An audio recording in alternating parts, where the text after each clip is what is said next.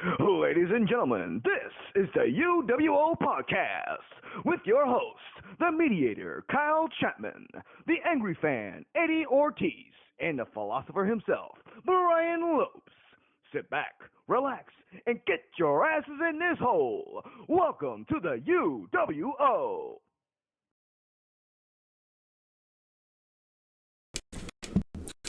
What's up, bitches? Bailey. Kyle Chapman. Look at my interesting first. That's how your teeth.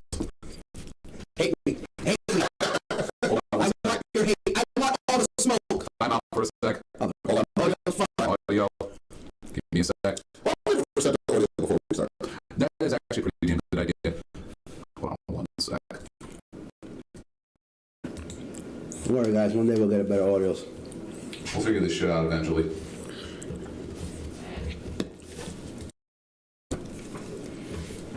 All right, now we should be good. How about now? All right, we golden. Ladies and gentlemen. All right, we're back. And as I was saying before, the audio so rudely interrupted me. What's up, bitches? Bailey. Eddie Ortiz. Hate me now. Brian Lopes. No. Sir. Yes. I accomplished something today. You did? I believe I should be addressed in a different way. I need a Shane McMahon moment here. My apologies. Ladies and gentlemen, I give to you the former 24/7 champion. No, you gotta do it right. It's 24/7, 7-Eleven, European TV, Eurocontinental champion. Thank you, ladies and gentlemen. Yes, I am a former champion. Brian Lopes. And you know what? He did it outside of having khakis on. That's right. So that gimmick is retired. This is now a championship shirt. I did it in this. I did it for the squad. Team. Put it down. Squad goals. Speaking of squad goals, anybody see Christian McCaffrey? Anyway, I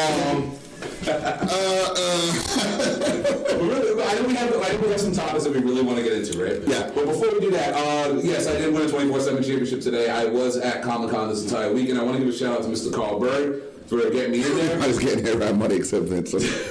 That was one of the best. But no, I was at Comic-Con, and I want to give a shout out to a lot of people. Y'all were really cool.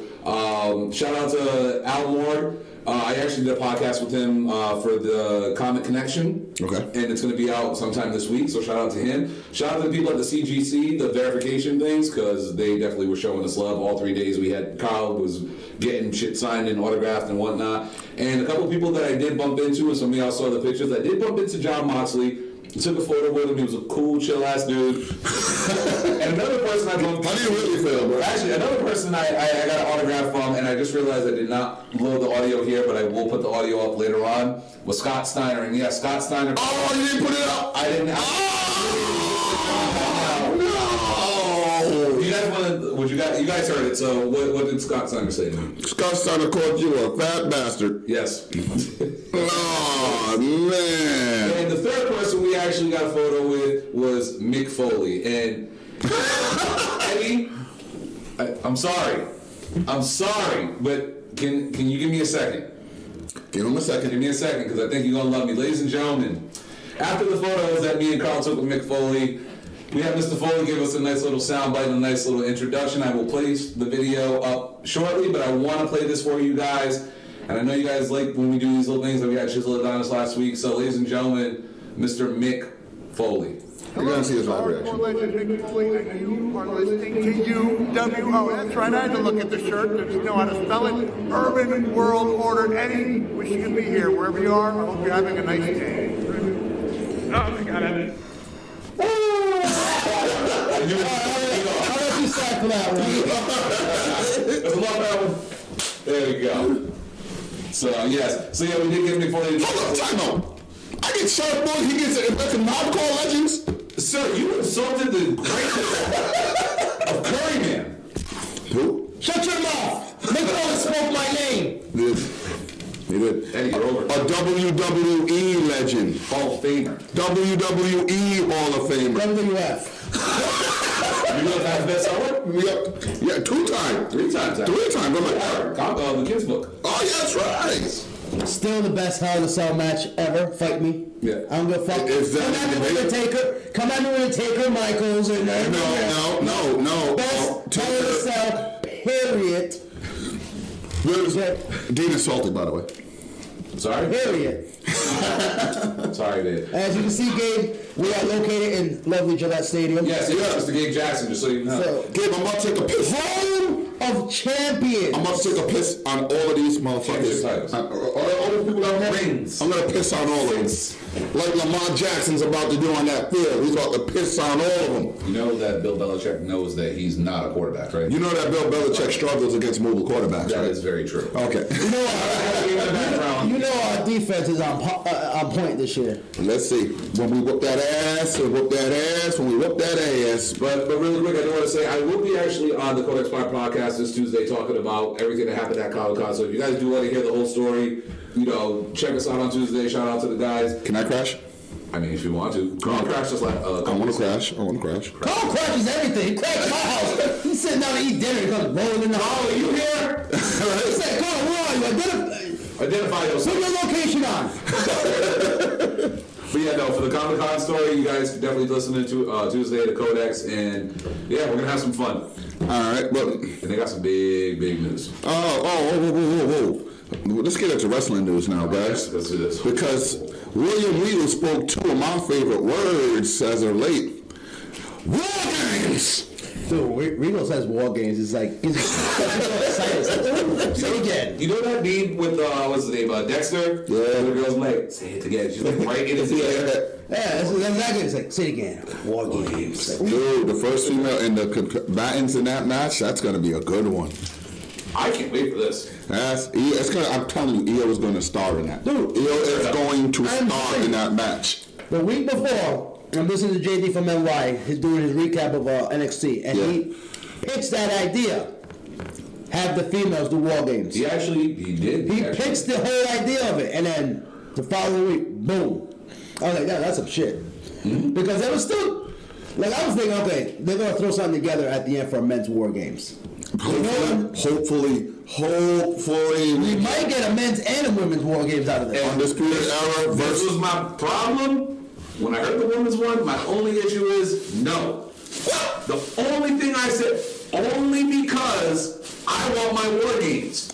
Okay. I want Undisputed Era Versus Imperium. Yes. I don't care that This NXT. rumor is going to happen. I don't give a damn that NXT is invading, Yeah. which we will get into shortly. But I still want that match. They're all on NXT right now. Yep. You have 4 or 5 weeks to build it up. It's only built. You know what I'm saying? If the groundwork's laid, just say the two words. And I'm okay with Just say the two words. That's what I'm saying. It's still an opportunity to get a men's one, but it's not looking like, if it's going to be Undisputed Era, it's not looking like it's going to be Imperium. Yeah, that's Because they're setting up Riddle and Keith Lee and Ciampa. Yeah. All So gold, far. everything. Gargano. Gargano's going to be Finn. Everything. That's yeah. Finn's Oh, part. that is true. Only 3 weeks. So- Only 3 weeks away. 3 weeks away. Wow. So there's still an opportunity there. Like, they could insert Dijak.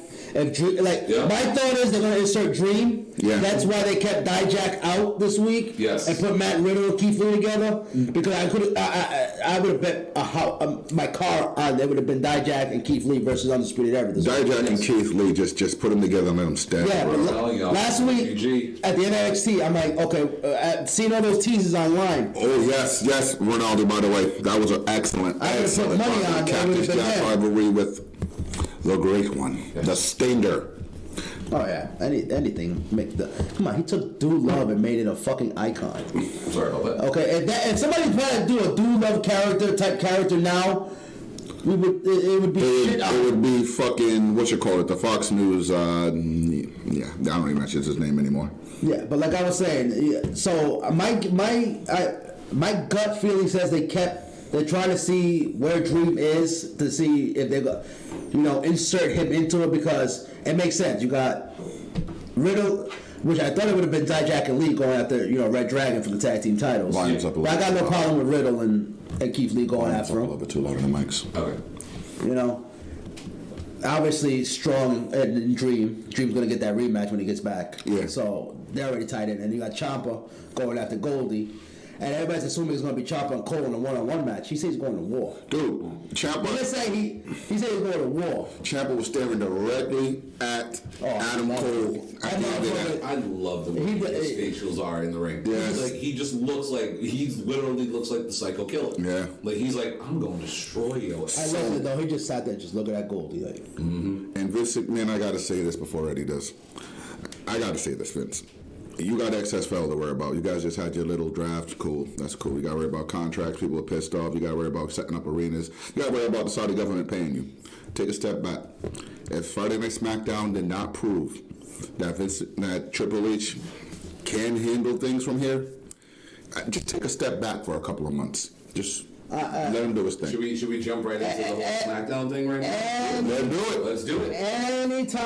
Anytime people are sitting there, you especially, give them a chance. This is step one. This is the first step. The loyalist puppets want to come on and be like, oh, it's change is happening. Here comes the change. Keep it up. No change. What happened on Friday needs to happen more and more. Okay? I want to tune into Raw and see NXT beating asses and taking names on Raw. Okay? I don't want to see nobody getting the upper hand on Raw. Yeah. Okay? Oh my God. But I already know it's going to lead to Survivor Series and poor NXT is going to be on the losing end. Let's remember. Fucking Vince McMahon. No way Vince is going to let his main roster golden eggs, okay, be outshined by developmental. I want to piggyback off what you were just saying real quick before you continue on because I know where you're going to go. Yeah. I 100% loved what they did on SmackDown. It was beautiful. It had the highest rated SmackDown so far, by the way. It was, and people got to remember, Vince was there. We're gonna get into that other situation shortly because Had to get ruled by Vince. we are going to talk about it. Vince was there. He was at the show. He okayed it. Well, Hunter, you can tell. You can tell that was Hunter back there. Like, listen. Y'all are fucked right now. Yeah. You need to give me full fucking range. Just say yes to everything. Yep. And let me and Sean take care of this shit. Yep. That's what that conversation was. Y'all are fucked right now. Yeah. We got a plane coming. I got all my children on the plane. Yep. Me and Sean are in charge. At 7:55, the plane arrived. They got a fucking police escort. They had to jump out the car and run to the ring. Yeah. They knew what they were doing. That's why we got that whole plot last night. They showed the whole match and everything because they were killing time. They were literally trying to extend as much as possible. Yeah, they were literally killing time until they showed up. But no, I loved it. And you know something? As much as we were talking about where's the change, the same old bullshit, this could have been the greatest mistake ever. Oh yeah, ever. That was a blessing on twice because we know that we're going to lead into some sort of because they spoiled it. Yeah. We're going to get Raw versus SmackDown versus NXT. Yeah. So we were going to get some sort of invasion type angle. I fucking loved it. But I don't think we would have got what we got Friday. Perfectly executed. Okay, we probably would have got a few run-ins, a few things, but the show would have ended with we were going to get Baron Corbin and fucking Roman Reigns in the main event. Yes. The only way I would have want that main event to end was with Ciampa out there beating the fucking holy snot out of both of them. Off both of them. Cole hitting a fucking Panama Sunrise. I agree with one. Because you know why? They would have to knock them both down to make it look official, so they would have to get fucked up just as much as Squadron would. Give him a Panama Sunrise. Give him a fucking last shot. But you know something? I'm okay with this because it literally shows, y'all that like Triple H said it perfectly. I saw the ad during the pay-per-view. Y'all wanted what was NXT. Yeah, I disagree with that rating. That 4 stars, boot that up one more. I gotta say, and no prep time. Go out there and entertain. That shit was fucking and perfect. goes to show you the talent that WWE has scouted. Like, as much as we should. Yes! And WWE is talented, Eddie! But listen. NXT is talented! It's talented! Let me continue what I'm saying. The crazy old man! What they got were two guys who've traveled around the world, who've learned how to become pro wrestlers. A guy, Daniel Bryan, who was considered one of the best pro wrestlers in the world for years. Bryan Danielson. And you got a guy like Adam Cole, who everybody has seen grow through the Indies, grow through Ring of Honor, and said, that motherfucker has it. Mike's up? Mm-hmm. That motherfucker has it. Turn the mics down. Oh, turn them down. All right, we're going to turn them down just a We're still too loud. All right, I see some red. We're going to bring that down. I just already loud. Here's the microphone. Yeah, the mic can't hold me back. Okay. No limitations. Mine's just too high and too squeaky. All right, as long as I don't sound like... Guys, we have audio problems every week. Yeah. If the show goes smoothly, then something is fucked. Yes. Something happened here. You know, we're squealing. Like, you know what it could be? It could be these two, because these bad boys. Oh yeah, this is really high. Keep it like somewhere near mid. I didn't even touch it. No, it was me when I was setting up. Okay. So hopefully that. That's much better. Okay. All right. But no, to continue on, it's like it pretty much fell in their lap. It's a great angle. NXT took over SmackDown, continue it on Raw, and have them start going after the big names next week. Yeah. Like Eddie said, we were talking off air. Have them gang up on Brock. You want to make a real statement? Gang up on Brock. I would have loved that. As Brock was walking out, he just walked into the whole NXT locker room and back. Yep, that would have been great. Just stop. They just lined up and they just jumped Brock. I would have been like, thank you, guys. Thank you. So, but you know what I mean? Like, something like that would look great. And then eventually they're going to lead up to the Fiend, save that until the week before the go-home show, make that a moment. You know what I'm saying? I want to get into the Fiend right now. Who gets the Fiend? Dude, that's what I'm saying. Or Adam Cole, unfortunately. Or you know something? Cole gonna die. Oh, how about this? Instead of NXT attacking them or attacking the Fiend attacks NXT. Hey, he's the one who's he can show up on NXT on Wednesday night. Stream disconnected. Bottom left. Yeah, we're still here. We just have technical issues as always. No, it's still going live. We're still good here. So, but you get what I'm saying? Like now with this little situation, of course we have the game on, Gabe. Yes, we have it on in the background. Don't worry. We see Lamar Jackson getting a hug and. Hey, Tasha. What's going on? No, don't worry, Brian. We're gonna get to that motherfucking list. Yeah. So you know what I mean? But there's a lot of things that they could do with this angle. This really worked out for them in a strange, twisted way. I think this worked right now. And people are talking about this, which we will get into. I know. Yeah, they finally trended. Yeah, they're trending. They're finally trending again. Mm-hmm. You know, the main roster. Oh my God, it's trending. No, NXT is trending. It just happens We're gonna get into that. They just happen to be riding. Come on. They just been riding on top of, Yes, please. They're just riding on top of NXT's trend. Yes.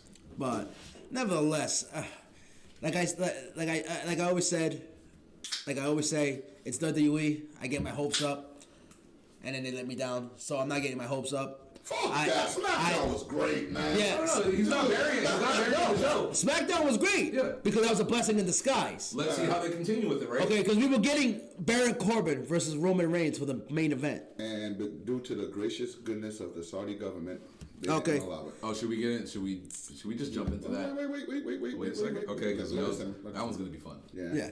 But nevertheless, it's like I said, leading into Survivor Series. I'm afraid that it's going to end up the win-loss column is going to be in favoring the main roster, and we're all going to be pissed off again. It's probably going to be favoring the main roster. What I want to see is, we all are on agreement that it's probably going to be the main roster to win outright. We're all going to see. Is it going to be Raw? Is it going to be SmackDown?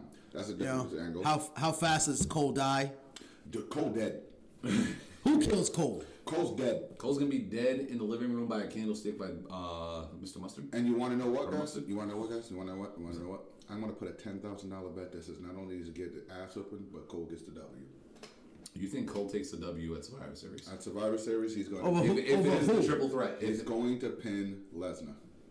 Lesnar lay down for Cole. He's going to pin Lesnar. All right, my question to you. And they gave him a $20 million bonus. It's going to happen. I got a question for you. What's up? They said it was 3 weeks before the pay-per-view, right? Yeah. Who says Cole's still a champion? Yeah, well, they're not going to let him drop it. So you don't think that they can pull a Daniel Bryan or an AJ Styles and have someone win the title right before Survivor Series? To get Ciampa killed? Coming off a neck injury? Who said it had to be Ciampa? Who? What if they give it to Riddle? Bro. Everyone wants to see Riddle versus Brock. Bro. And then you throw the Fiend in the mix? I just can't trust WWE to do that. That's what I'm saying. If Cole's title's up on the line, within the next 3 weeks, he's not going in as champion. Move those chains. Okay, it's only a first down. Still move the chains. The fucking game just started. The game just started. Move the chains. All right.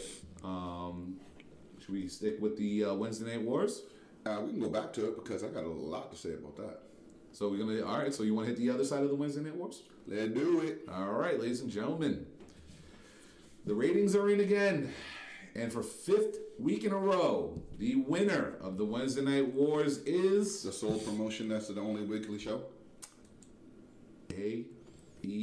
fucking W. There's not a, there's only one AEW. There's 3 levels of WWE. Just putting that out there. Yes. Just putting that out there. Eddie, you want to take the lead on this one? The contract signing? What do you want me to say? They just keep winning. Contract signing was boring. It was boring. It was a lot better than WWE's crappy ass fucking formulaic fucking planned out to the T bullshit ass contract signings where the contract don't even look real. It's literally some papers with logos on that shit. And okay. NWO Eric Bischoff idea to get those contracts signed to someone beat up in the back room. Oh, like WWE's contract signing that ends with somebody going through that table in the ring. Well, we saw formulaic. Well, we saw somebody's arm get put through a car door. Well, into a car door, I should say.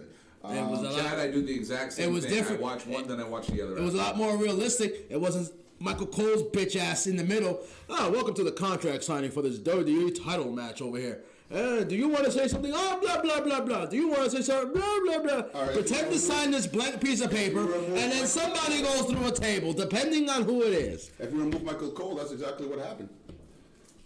Somebody got beat up at a contract signing. Happy Halloween. The fake contracts got signed. Not one of the opponents. And Leon has went out. Not one of the opponents. A little bit of bubbly. And then with the guy who's going over to win said match, going through a table or anything like that, he attacked family.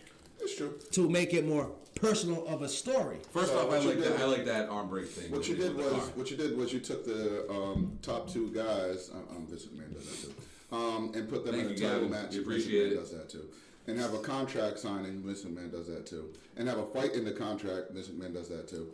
And at the end of the show, which Vince McMahon does, was both champions just leaving after the fight. Right? Vince McMahon does the end of a show. He was on a roll for a little bit. Oh, okay, sorry. Vince McMahon? Yeah. Okay, see, nullify your whole thing. Cody should not have a title shot, period. Not right now. We've already gone over this. I said it again. Well, you can't change it. How many McMahons have been champions? How many McMahons have been... Dude, I thought AEW was something new, something fresh. They have to get... Well, technically, Cody's not the owner of the motherfucking thing. What's going on, Gary? Okay, he's an executive. Yes, okay, so he's an active wrestler and an executive. So he decides that he's just going to get the first title shot. He's not the owner. Okay, Cody. I don't see Cody making his daughter women's champion. Well, he's about to make himself. I don't see Cody. Sorry guys, I like chocolate. I'm just letting them argue. I don't see Brandy carrying the women's title. I don't see Pharaoh coming out at one half of the tag team champions. How about this? His dog has had a better entrance than half of the roster. What's going on, Miguel? What, half of Raw's roster? No, half of AEW's roster. Oh, get out of here. Get out of here. Oh, please, get out of here. First of all, I want pyro. First of all, at least we have a constant pyro. Constant pyro. 1 week you don't know you're gonna get pyro. Next week depends on. Only the blondes are getting pyro. Don't do it. Only Roman gets pyro. It depends on who's getting pyro that week. Who's Vince feel like at least we have a constant thing of pyro. Oh, I want to talk about pyro later. Let's talk about pyro. Like hot fire. Hot fire being. You mean NXT? NXT was a better show this week. Wait, I said it. NXT was a better show this week. Hold on. I have something that might change your mind. Go ahead. Your new AEW. Well, why the fuck you gotta do that? Team. No, because you know something? I'm happy you did that. Because you know something? Right now, the floor is yours, Kyle. Victory lap. Can I get this? Oh, it's my turn? It's my turn? It's your turn. While you're doing that, I'm going to do something else for you, so go right ahead. Okay, go ahead. Now, I am a little bit disappointed that it wasn't my boys, the Jungle Book. However, as the SCU representative of the UWO podcast, I'd like to give y'all first AEW Tag Team Champions, the SCU, the most over team in the best tag team all in AEW. Can I get an The SCU? best tag team division. I get an SCU. SCU. Okay, my bad. Oh, we celebrating. Get a little bit of bubbly. Let me need a little drink. Now, everybody who thought that Lucha Bros were going to win, you were wrong. Everybody who thought that Private Party was going to win, even though it's going to be a hell of a fucking tournament, you were still wrong. Everybody who thought the Bucks were better than the second greatest tag team of our era, because nobody's better than the Road Warriors, but the SCU is not better than the Road Warriors. Not better than SCU. Not better than SCU. No, maybe it is better. But nobody is better than SCU. And in the best tag team division ever, as you call it, as all you AEW fans follow and say, who's the first tag team champion? Say their names. SCU, I got SCU. Okay, first of all, Yes. you didn't even like SCU until we put you on to it. Okay? I love SCU, I just didn't You still to this day, shit on fucking Christopher Daniels, who was the hottest Curry Man. But he was Curry Man, and you don't like Curry Man. So you shit on Daniels. And then you He was hot, boy went on. he was spicy, he tastes great. I hate that angle. I hated that angle. The Fallen Angel, beautiful. Curry Man, horrible. Okay. Everybody's done a gimmick in wrestling. They're not a problem. Well, let me ask you this question. What? Because I've been championing this guy for a while, and I even said this guy could be the first AEW African American champion, Scorpio Sky. Oh, he's got a rocket pack. Honestly, Yeah. I hated. I said it all the time. I hated him at first. By the way, that's Lamar Jackson walking into the end zone. Touchdown, bitches. Anyway, as I was saying before, I was so eloquently interrupted by a touchdown for the Ravens. There's 8 minutes and 13 seconds in the first quarter. No, but seriously though, I didn't think that Scorpio Sky matched with them. I liked the original two, Daniels and Cass. Those were my dogs. Always been my dogs. They got to AEW, I'm like, easy. They put on that first match, and I was like, these fucking dudes suck. I hated the match. I hated the match. But anyway, Can't confirm or deny that, Brian. SCU is still your AEW Tag Team Champions, and I'm going to go on record and say that they're going to be the longest reigning Tag Team Champions of this year in AEW. Jericho was the belt before SCU. You know there's only like... Rio will lose her belt before SCU. I'm sorry to say, SCU is just keeping them titles warm till Luchasaurus gets back. Shut up! There's greatness on them belts right now. Eddie's playing with your emotions right now. Yes, he is. Only because the Bucks got 1 star and Omega's overrated. He's going to take it out, in my opinion. All right, and then we're going to continue. I mean, honestly, I like SCU. I like them as champions. I'm okay with that. 'Cause you know something? They're technically a veteran team. Yeah. They're older gentlemen. Yes. You know what I mean? And this Well, is Scorpion, yeah. I'm not. This is, and I don't mean this as a knock, but you know what I mean. Like they're like some of the longest reign wrestlers or longest going vets in the company. Yeah. So a team like that holding their inaugural championships is actually a pretty good thing. Like you know, we discussed the whole Hangman and Jericho thing one back. Hangman, but I honestly, after watching Hangman versus who did they fight on Tuesday? Sammy Guevara. So Guevara. After watching that, I'm like, I'm starting to side with Eddie. He's kind of. Yeah, Yeah. I think. Yeah, Hangman still he's missing something. It's this. I swear it's this. Thank you, Barry, for using the man's Jungle horse Boy. just died. Getting it over. Yeah, but I R.I.P. think it's his. He's owning this cowboy gimmick, but I think it's the cowboy gimmick that's really not connecting 100 with the crowd. In the ring, Hangman has come leaps and bounds from. I remember him being the second Adam in Ring of Honor. Yeah, I didn't like that. Okay, he was literally. If somebody said Adam, they were like, "You're talking about Cole, right? You're not talking about Paige." He's not a very charismatic person. Yeah, because in Ring of Honor, he was just the other Adam. Yeah. Literally. So from where he's come to now, he has progressed, but just I think it's that gimmick that's just not resonating with everybody. I don't know. Maybe a vicious heel run to get him over. You know, sometimes a face needs that heel run to make people appreciate him being a face again. Agreed. And You know? and he's What are they gonna do without Bullet Club? he's a white meat He's not baby gonna. face. He's not gonna really. Literally. Thrive as a heel. It's not like we get like Roman turning heel. You know what I mean? Like he's not over yet enough. Yeah. That his heel turn is gonna be significant enough. The tease is there now. The tease is there now on the Being the Elites. Like the last few episodes where they pretty much do the storylines for the show. Yeah. They're doing something where like everyone's pulling Hangman to the side. Like, oh, Hangman, are you good? You know, Kenny sat down with him the other day. Cody sat down with him a couple days ago. like they're trying to figure out what's going on with him since he lost to Jericho. They're like, you haven't been the same, the same guy or whatever. I think right now at him, the only thing that's really Rollins does not suck as a face. I think the one thing that's keeping him afloat right now is the cowboy shit. Yeah. And he has Pyro. Yeah. No offense to Hangman, I think he's a great wrestler. He's just bland. If you point me out like 4 matches of his, like his best 4 matches, Yeah. it's gonna be like just one thing missing every time. Yeah. You know what I mean? It just feels like he's missing it. Yeah. As Jericho would say. Yeah. It. So I like him though. I like Hangman, but just I don't know. He's definitely the worst. Yeah, the horse died of natural causes. It was old and stuff. Yeah. The actual owners of the horse and everything, they announced it and everything. It happens. Time goes on. You know what I'm saying? I don't know what the life expectancy of horses are. I don't know if they're long and lived. 13, 14 years maybe. I gotta live pretty long. Well, if you guys get some Elmers, you might have the little hunter. Gabe. Gabe, you see that guy back there? The game's just That's started. a quarterback. We just touched the ball. Let's just win. That was a great quarterback throw, by the way. All right. Anyway, That's so wrong. But I find it funny though that we're praising one organization's tag team division, and another organization had the best in the world tournament where not one of their champions, but the OC. That was a horrible. The OC is the best tag team in the world. And it was a. Come on! Oh, before you continue, Vince McMahon, stop shitting on Kofi. You know damn well if you watch that match that the New Day ran that fucking match, not just because they were the longest in the ring, but they were fucking perfect in that fucking thing. And them shorty bastards didn't deserve it. I said it. Oh, you're talking about the show called Blood Money? Crown Jewel? Yeah. Crown Jewel? Yeah. I'm sorry, I couldn't find a Crown Jewel. You mean hostage? Hostages. Ooh. Hostages.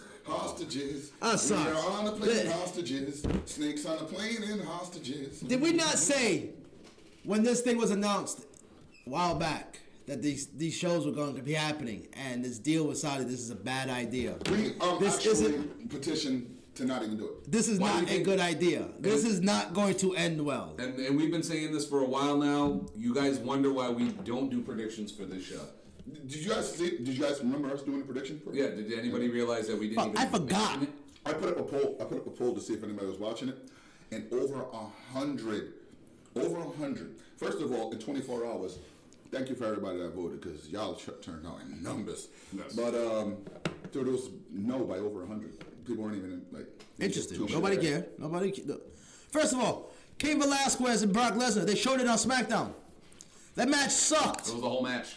The match sucked. Bell to bell. Horrible. Oh, people are like, Kane's got a hurt knee, so don't do the match. We've been saying that for how many So don't weeks do the now? match. Since the day they signed him. Yeah. We said it. We all knew he had a bum knee. Don't do it. Everybody knew he had a bum knee. And everybody said the same thing. Don't do it. Yeah. And then people want to try to defend shitty match with an injury excuse. I didn't want to see it in Saudi Arabia. At least let the man go get healthy. Yeah. I didn't want to And see then them do- have a wrestling match. Let They them have legitimately fought Okay. each other already. And now Exactly. Brock Lesnar has to live with the fact that he beat Cain Velasquez in a shitty match, in a fake fight in Saudi Arabia, and he still got that scar under his eye. You know what pisses me off about the finish of that match? Everything. Why did it end with... Okay, whatever. We all knew Brock was going to get the win. Whatever. Why did it have to be to a Kimura? Because they. I don't care if it was a pin. Why wasn't it a knockout? They rushed the ending. They rushed the ending. You know what's faster than rushing? When Brock Lesnar kicked, that was actually his knee actually buckling. No, I remember this one. No, I remember that. But you know what would have been a lot faster if they wanted to rush the match? Instead of putting someone in a Kimura? Knock him out! Yeah. Punch him! That was Make it look They were real. saving that for another match. I know that, He's but- on his back, bro, and his knee gave up. You have to rush that ending. No, I totally get that. They were But- saving that for the other. They were saving that for the other match. Exactly. That's why. That's what kills it for me. It's like Okay. I totally. And then- nothing, and- nothing against those two, but And then Rey Mysterio beating Brock Lesnar down with a chair. Like this ain't old Brock Lesnar where he would have put Rey Mysterio over. We already know that if we have a match with Rey Mysterio and Brock Lesnar, Rey gonna die. Yeah, while you guys are watching commercials, we can just turn around and watch the team. I can piss on all the fans. Sub-Zo. So and then you got the Tyson Fury and Braun Strowman, which I'm surprised Tyson Fury took. First of all, Hold up, wait. get it, Brian. Hold up. Get it, Before Brian. we begin, Get it. Tyson Fury. I don't give a damn. Y'all can fight me on this. That is the greatest pyro I've ever seen in my life. That entrance was a 10. That entrance was great. That entrance That was a man 10. had more pyro than the Super Bowl halftime show. They were shooting them from every direction Holy and on top of the shit. stadium. You want to talk about sparklers and bottle rockets and flares and aerials? That the whole fucking array looked like this for like 2 minutes. Gabe just said that natural shit. I gotta rebuttal that. No, Let's I just- was in the natural shit. The match was shit. I don't think the match No, was shit. I don't think the match was shit. The match was a surprise to me that he took as many bumps as he did. Exactly. And stuff like That's that. the reason why. So That's why I can't call that match shit. Tyson Fury's not a trained wrestler. He tried. He tried. He tried. He did the drive-by kick. Yeah, he actually did. Yeah. That was kind of But funny. this is why we just Tyson Fury showed stop up. having these special attraction matches, because you are a fucking wrestling promotion. Agreed. And if you're gonna do it, at least go 100 with it. Have the guy get ready well in They advance. did. They They did. Tyson Fury to be a professional boxer, I'm sorry. No, you're gonna say, I said it, he can work on his selling. But let's just remember, at the end of the day, he's not a professional wrestler, he's a professional boxer. You know what I mean? Gabe said it Training, best. selling- He tried, but the match was still mad. Training, selling. I mean, honestly, can you name me somebody in WWE that sells better than Dolph Ziggler? Yeah, And these are people who do it for their career. You know what I mean? This guy punches people for his career. Actually, Miguel, it's not even a money grab. They still haven't paid. Oh, we're gonna get into that in a few seconds. We gonna get into that too. Them clowns. We gonna get Yes. into this. Free EC3. Save it. 'Cause- Free EC3. Let's because we're talking about matches now. Let's talk matches because we're gonna get into this because I got something to say. I know you got something to say, and I know you got something to Let say. me get into the very high point of the blood money, by the way. Yes. The very high point of What, blood the women's money. match? No. But first of all, to that fan that threw that at Natty, I hope you got your fucking head chopped off. That's disrespectful. Actually, I guarantee you, he got a luxury upgrade and souvenirs. That's And disrespectful as fuck. These are entertainers, and they're there from their country to your country, risking their lives because let's just be serious. Saudi Arabia has no problem with killing Americans, so they can put But on that's- some entertainment for you, and you're gonna throw a fucking water bottle at them, you fucking douchebag. And you know something? I'm gonna jump to tell you in. the truth, that was the most tamest thing a guy could do there, because them I guarantee you, the younger generation of men in there can appreciate it. Those older heads in there, Oh, they give zero fucks. they were in there like, fuck these women, fuck them, get. Trust me, they got ordered to calm the fuck down. And we'll get into I it. guarantee you, before the show started, the Prince announced to all the men in there, just chill the fuck out. Yeah. Behave yourselves. Because when they saw women, those older generation males were in there thinking, get these girls, lynch them, put them out there and stone them in public. Agreed. And that's... But that was, come on, man. And I wanna say that- disrespecting that, though. It's disrespectful as fuck, but that's the tamest disrespect I've seen. And somebody got to say it. We know everybody that was in that audience had no deodorant on. And that woman didn't throw up on the way to the ring, smelling all them armpits. How nobody... I want to be the one to say it. I want to be the one to say it because honestly, as much as we shout WWE and whatever cultural shit they're gonna do, because we're gonna get into more because this match plays a part in a lot more later on. Yeah. Honestly, big ups to them to going out there, dealing with the bullshit, dealing with the pressure, and like I can't big up something. This is just... I'm not bigging up WWE. I'm bigging up those two girls. Yeah, those two performers who went out there and did what they did. Exactly. Shout out to Natalya. Shout out to Lacey Evans. It didn't have to be a 5-star classic. It was the she fact wasn't that even they, watching. yeah. It was the fact that they even went out there and did what they did. And we talk about tense situations, like we talk about football and all that stuff. What we get into later on, I give them 2 props for what they did and how they handled it. And the fact that they came back A-okay, it's a plus sign. So big ups to them for that. Big up to everybody that's I'm not bigging up WWE for that, but I'm bigging up what those two did. Big up to everybody who joined the brand new All Turns Heel group. Make sure you get up in there for their wrestling. Yes. We have a ball in there. Oh, it's fun. But, dude, the highlight of the night for me, and I'm honestly serious, I loved it. There was one thing I didn't like, but aside from that, I fucking loved it, and that was the Bray Wyatt versus Fiend versus Seth Rollins match. That Say it right. Seth Clowney. is how you fucking respond to criticism on the last match. They had a true ending. Bray Wyatt got his ass whooped. Yeah, now they Champ had... looked strong, Now they had a true ending. but No, we are not going to talk about Cesaro or Mansoor. No. Can I say- Hell no. Can I say one thing? One. One thing. He's from there. Okay, now let's continue. It's still not fair to Cesaro. Cesaro signed up for it. Yeah. Cesaro didn't sign up to be a fucking jobber. He signed up for it. He didn't sign that Because contract to be a nobody wanted fucking to take jobber. an L to the developmental rookie in his home country. And Cesaro looks said, good. I'll do it. Cesaro makes everybody look good. If anything, that just goes to show you. The match was good. That's what I'm Free saying. Antonio Castagnoli. Let him free. That's what we need. But anyway, get back. No, the match was good. Great. The motherfucker got blown up. Yeah. You know what I mean? And boom goes the dynamite. Yeah. Literally. Sparks everywhere. It almost looked like Tyson Fury was coming back out for round 2. Seriously. So, but no, overall the match was good. And we were talking about this off camera before Eddie got here. Yeah, right? One pet peeve we really Fucking do my have. sword gotta go over every time. Thing that I don't like about that. If you're gonna do this while he comes out to the ring, that's fucking awesome. Yes. Turn that red light off. And this is That what fucking red light needs to go. and this is what I was saying. That shit gives you a headache after a few minutes. Exactly. This is what I was saying too. I was like, in theory, it sounds like a great idea. A wrestler like Bray with the dark mask, dark gimmick, fighting in dimly lit lights. But then when you actually see it, it annoys the fuck out of you. So yeah, no, I'm not a fan of the red light. Yeah, that shit needs to go. That shit causes fucking. Yes, free Boogadiggin. That shit causes fucking headaches and shit. You watch it for too long, you're like, oh fuck, you gotta put some glasses on and shit. The finest. You forgot that, Gary. Yeah. You can't just say Kona. You can't just say Connor. He's the finest jobber. The finest job. I'll play the music. The only guy that was more like a clown than Seth Rollins. Oh man, people love Seth 3 months ago. He said something about AEW. Oh, you Please, fuckers. Seth's out there. First of all, somebody said it best. Roman Reigns got shitted on worse than anybody, Yup. and even that man just stay quiet. He on social media. He just didn't make it like I'm. Seth out there, I'm everything they wanted, and now they hate me. You're not lying. Why? You're not lying. He on there sounding like a fucking pussy. Like, okay, Becky needs to take his phone away from him, cause he can't do Twitter. All right, guys. He want to be out there talking about, oh, I got more money than you. Oh, big deal. Third down right here. You fucking shell of yourself. Tyler Black is Tyler Black is throwing up on himself. Go down. Okay. Good job. Fucking A. This dude is out here. Boo! Boo! Why don't they like me? Why don't they like me? It's not that, man. Honestly, I gotta say this, man. Honestly, I saw a meme about it, and people want to dispute it all different day, but let's just be serious. It's true. At the end of the day, you guys wanted Becky Lynch to be the top woman in the company. She got there. You hate her. The fickle motherfuckers. I don't hate her. Wanted Kofi Kingston to become the heavyweight champion. When he got it, they booed him. I didn't boo him. All right, cool. We buried a bunch of people that did, though.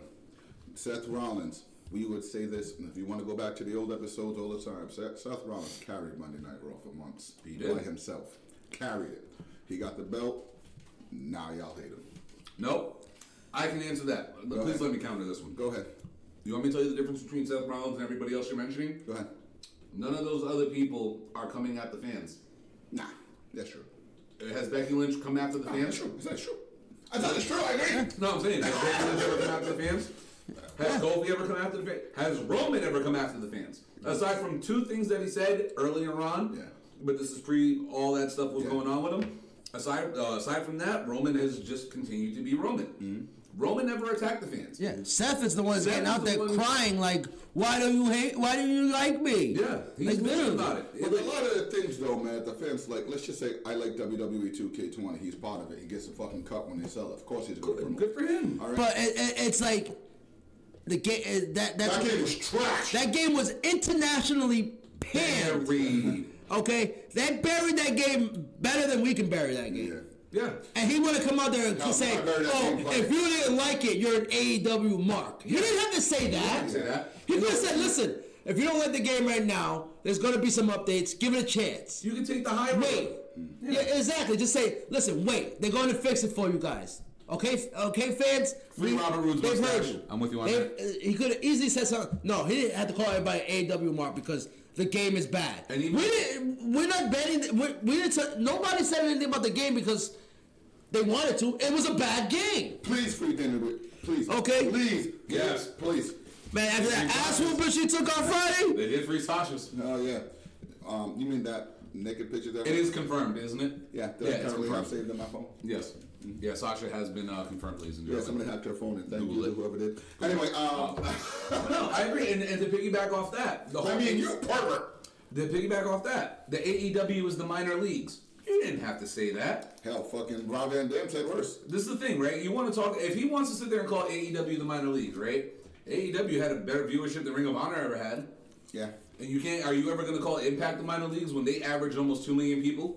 But Impact, but there's a difference. But was Impact not on television But and there's a averaged over difference. 2 million viewers? We can just be serious when we say this. AEW right now is the only top competitor that can take down WWE. I understand that. Let's just be real. But at the same time, like I said, remember before, like last week when we were talking about the NWA and their World Heavyweight Championship and how Impact's World Heavyweight Championship, because it has been defended around the world, is that not naturally recognized as a World Heavyweight Championship? Yeah. Whether the company financially or not is in peril, it's still recognized as a world title. So to work for Impact to win their world title, you are technically a world champion. Outside of the people who just watch WWE, there is a bubble outside of WWE where, you know, everybody is recognized, all the titles are recognized. So, yes, if you work at Impact, is it really a minor league system? I mean, yes, right now they're not where they used to be, but at one point... Oh, they're getting there, because Impact's fucking awesome right now. They're going to be getting there. But to say that, to go to Impact and call that a minor league when they averaged almost 2 million viewers before, that's not a minor league system. It's a company that's in a really shit situation right now. But with a world title like that being recognized, if you go there and win a world championship, you're technically a world champion. Yep. So, you know what I mean? To call something like that a minor league is more of a dig at the business than it is a dig at the place that you're talking about. You're digging your industry. Like Exactly. I said, yeah, you're the top dog, you make the most money, whatever. You are the guy, but you don't gotta shit on everybody else. Like, and this isn't defending Kenny Omega, it's defending the business itself. Oh, no. Yeah. So Yeah. Seth has done this to himself. yes, RVD is going in. That's just funny. WWE RVD is having a ball, dude. RVD's living his best life. Yo, seriously, Fuck hate- if you see his wife and his girlfriend, I give RVD a pass. Yes, he just said his wife And his girlfriend. This man tweeted out, I remember when you couldn't bring your wife to a show. Now I got my wife and my girlfriend at a show. And they both badass bitches. Badass bitches. Don't be hating. So, Actually, when people were tagging me, oh, look at what RVD's saying. I was like, man, I saw RVD. that's RVD. I can give him a pass. He And that is promo he shot, is I was gonna say. RVD is a legend. Yeah, ECW, RVD. they are in there. Brady got lit. They're in there. Let's go. Okay, RVD, I can give him a pass on that because he's living his best life. Yeah. He living better than everybody. You know that saying when you get to an age where you have your filter just says fuck it. Yeah, and RVD's at that point. You just say whatever you want. RVD's at that point wrestling wise, so just let him do it. Yeah, he gets a pass. Don't kill his high. Don't kill his high. Literally. Don't kill his high. He going in, but yeah. But like I said, Seth Rollins did to himself. He put his foot in his mouth. At this point, a heel turn, is it really going to save anything? Honestly, yeah. With Seth? Yeah. What's he gonna come out? He's gonna come out and shit on the fans, and fans are gonna be like, "Okay, we just don't care at this point." That's just the thing, man. It's not that people don't care. I mean, people are just fickle, dude. You know what I mean? Now, if RVD, excuse me, if Like when he was having his Twitter beef with Will Ospreay, everybody was on board until he pulled out It the was money. fun. It was all fun. Until he pulled out the bank account, and everybody was like, "Come on, Seth, man, seriously, like you don't have to You know pull out what? wallets." Let's do it. Because Gary, that's the second time you did this, and it's actually third time. Well, Ken Shamrock, We have not talked about Impact much on this podcast. let's do it. yo, Please do it. Let's Ken do it. Shamrock. Yo, You're a penis guy. I know you. I know you were a penis guy. I was like, "Oh my god, Ken Shamrock." Jim Cornette, I love you, but fuck you, Joey Ryan's must-see television. You mean to tell me the world's most dangerous man versus the world's most dangerous penis is gonna happen and you're not gonna watch? Oh, man. The fact that Ken Shamrock's gonna get dick flipped. And he's okay with that. I'm sorry. Can't nobody say nothing. Ken Shamrock will shoot on anybody and he'll probably fuck you up. Yeah. If he takes the dick flip, you can take it too. Ain't nobody in the business can say they ain't taking that damn dick flip. Fuck that. I'm sorry.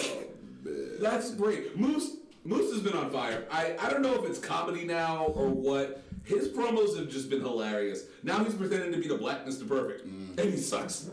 I'm sorry, Moose has been great. And shout out to Sami fucking Callahan. Your new world heavyweight champion. OVE. That guy deserves what he got. The debut episode, the real debut episode of Boy, did he Impact. tell Tommaso Ciampa that too. He said, "Fuck you! I don't need your bull." Impact is on fire. He flamed him real quick. He was like, "Don't fucking be giving me no appreciation." Don Callis on commentary is gold. Yeah. He is gold. This man, It's not adultery. Ace Austin. Ace Austin 316. I just banged your wife.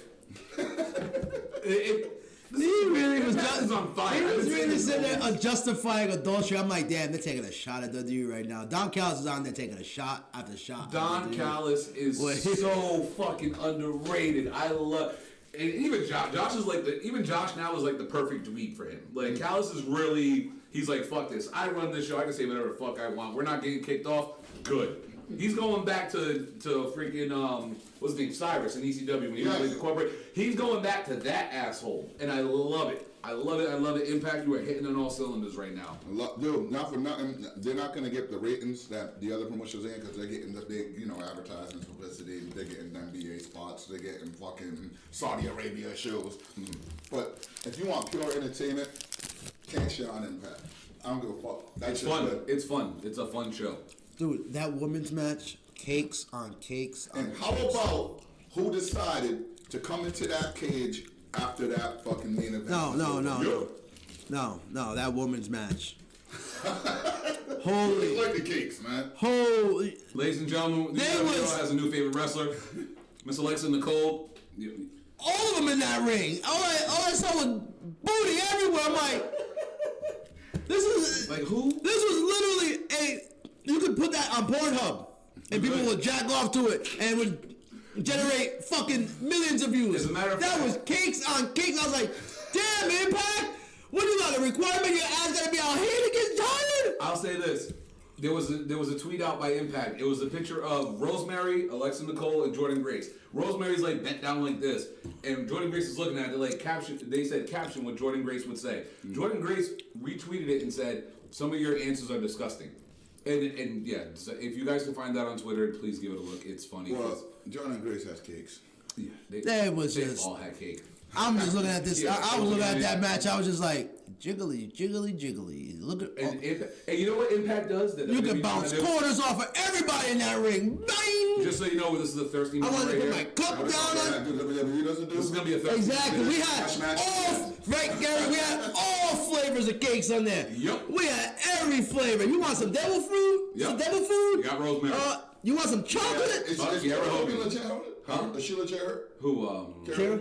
I haven't heard anything about know. legit hurt. I don't know if she's legit. It looked like there was a legit hurt there, but No, you got it no all. reports came out. But nevertheless, You had Canadian flavor with Canadian bacon with Taya. You had Maple syrup. Maple syrup. Maple syrup. We'll say maple syrup. Yeah. Oh. Texas, some home cooking. Alexa, I don't know where you from, but girl, I was literally that Lilo, that You gotta follow Stitch Juvenile. GIF. I on the screen, I was just like, I'm like, Impact got it tight. yeah. Vince loves his blondes. Hey, Don Callis is like, I'll hit it all. I don't discriminate. Impact's like, listen, we don't care about your hair color. See that booty. You're hired. Oh snap! Look who's in the comments. Oh man, hey! I hate you so much. You can't just say hi. Just can't say hi. Luke Cage. What's going Oh, by the on? way, I don't know if I should call him Mike. But anyway, Dina says she's definitely down to do it. Yeah, she is down to do it. And my shirt should be here pretty soon. Thank God Pro Wrestling Tees doesn't take 3 months to send my stuff, but it is on the way. I will be rocking it on the show as soon as I get it. We'll tag you. Yes. But yeah, no, Impact. But like you were saying, after the match was over, who came down to the Oh, ring? cool. All right, never mind. She's fine. Huh? She's fine. She's fine? Kara's fine. Okay, Cool, see, cool. that's what I said. I didn't see no reports come out afterwards, but it did look bad. Yeah, it did I was look bad. legit like, hey, she something hurt. Yes. Something hurt because it looked legit. But Oh, yeah. nevertheless, damn, you get to see those cakes in person. Yeah. Walking around backstage. We can't talk about that, right? Who's there? Oh, okay. You said he was there. Oh, okay, so we canceled. Okay, just making sure. We're just making sure. Any guy that gets to be backstage in that fucking locker room is just gotta wear sunglasses. That way nobody knows you're looking. Yes. He's in the wrestler once. Look up in the sky. I'm not even going to ask the question. Yeah. I'm not even going to ask the question. I feel bad for the married men that gotta be backstage. Like, Oh, man. honey, I'm looking at the sky. I swear, honey. I swear. My eyes have been looking at God the whole time. I definitely want to watch the Ethan Page vlogs that he does, because he does, like, whenever the Impact tapings are going on. I know he was there at the show. And shout out to Ethan Page on the outside, and Mauro Fuji and fucking Josh Alexander. That was a great way to start the show. Those two guys beat the shit out of each other. We're good. Yeah. We've been briefed. Yes, we've been briefed. I'm not going. Oh! While you're in the comments, Oh my goodness. how about them Packers? Woo! They took an ass whooping. The Chargers whooped that chaos. Okay, continue. By the way, the Pats ain't looking good, so your bet's probably feeling all right. Your bet's probably feeling all right. Don't worry, it's still not even halftime yet. So You know what happens at halftime? Adjustments. 28-3. Don't forget. Never forget. I will never let a Falcons fan forget that. Never. A 25-point lead in the Super Bowl, you bum. But getting back to that, Tessa coming out at the end to heavyweight champion versus a female wrestler. Love it. Well, right now, Sammy told her to go screw pretty much. Yeah. So.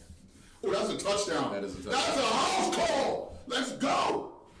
Where's Gabe at? Gabe, you doing a victory lap right now? Put the lotion away. Yeah, he's in there touching himself right now. Hey. He's like, oh, Lamar. Cam, why you do that to me, man? I can't defend your outfits, bro. It's your quarterback, man. That's the worst. Scarf. Sitting on the sidelines with his legs crossed in a skirt. Hey. Child, you don't even know. Hey, but fit your ass down Shout out and to get the home of Jericho. Who wears a scarf? You know? Dude.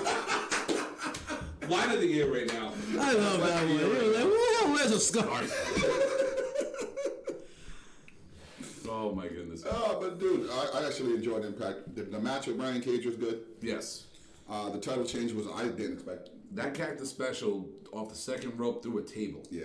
That was a serious Impact spot. is really bringing. If you guys Yeah. ain't watching Impact, you're missing. I hate to sound like that dude that was in Wrestle Fantasy Warfare, but if you're not watching Impact right now, you're missing some damn good wrestling. It's fun. Yeah. Like I said, Tuesday nights are the shit. You got Power, you got Dark, you got Impact. Man. It's wrestling that you can watch and not have to feel like you gotta pick a side or I hate like or dislike or Bro, watch it and try to defend it or watch it and hate it. It's a night where you can just watch wrestling and have fun. Yo, if you're a wrestling fan like I was growing up, dude, you are praying for this time of year. Seriously. This is ridiculous. This is great. Companies galore, great matches galore, great promotions galore. And if you Put it like this way, somebody, you can probably see one. the show doesn't end with a cockhold scene. Whoa, I like that story though. Yeah, I like it too. I ain't gonna lie, I like the story. Impact runs a tight ship, and everyone there is professional and wants everybody to do well. That's great. Damn right. It's not I get hurt and well, that's my. Not like Ring of Honor. As a matter of fact, Mike, if you want, go back on the page. I actually did a 1 hour sit down thing, pretty much just putting over Impact before they got the TV deal. Like right when it was announced, I sat there, I talked about it. Our guy Gavin, who's in the chat right now, he actually posted on his YouTube page as well. It's been around. It's been published on the website. Yeah. Come to find out. So if It's you're been published on the Impact site. No, it was posted. It was Gavin. You got all the info. It was published on one of the websites he does over in the UK that he works Oh, with. beautiful. Yeah. So if you want to take a look at that, or if you want to show it to some of the people down in Impact, go for it, man. It's a true fan love. I'm an Impact guy. Like I said, I've been an Impact guy since the Wednesday night $9.99 pay-per-views with Triple X and all that fun stuff. You know what I mean? Like I've always been ride or die with Impact, and I gave them a chance, and they want me back. Yo, dude, what did you think about that matchup? Seriously, on a scale of 1 to 10. Which one? That's the main event. The main event match. Yeah. Oh, I thought it was great. Any spots you liked? The whole match was great. See, anyway. He does. Go ahead. But yeah, the match the match was great. You know, no, that wasn't about you. You know, I don't like you. They went. They. I want the smoke. But I like that one with Sammy. Send Brian home, get him healed. Something, ever since that Spanish Fly incident when he won the title, he really hasn't been the same. No. He definitely hasn't been. He looked good. He looked good in that match and everything. He looked good at the pay-per-view, too. Get him home, get him back to 110% and everything. Sammy is right now the hottest heel. He is so over people. Sammy, if he's not the hottest heel, he's the most underrated heel out there. Sammy has been killing. As much as I hate to say it, heels are supposed to make people hate you. Brock Lesnar got that.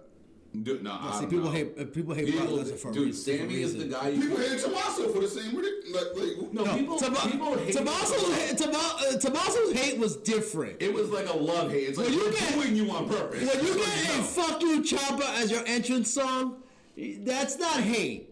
That's something else that we haven't figured out a name for yet. Yeah. Webster's on that right now, trying to figure out a name for that right now. One day they'll update the dictionary. Say hazardous. Okay. But as far as legitimately getting... Oh, Butterfingers! Put your motherfucking head down! Come on, man! But no. Yep, we got the ball back. But no, Sammy to me I've been saying it for a while. Sammy's disgusting. I enjoy his work as a heel. The guy's great. He spit. Dude, he was talking to Tessa with a fucking thing of... Oh, that shit was disgusting. Exactly.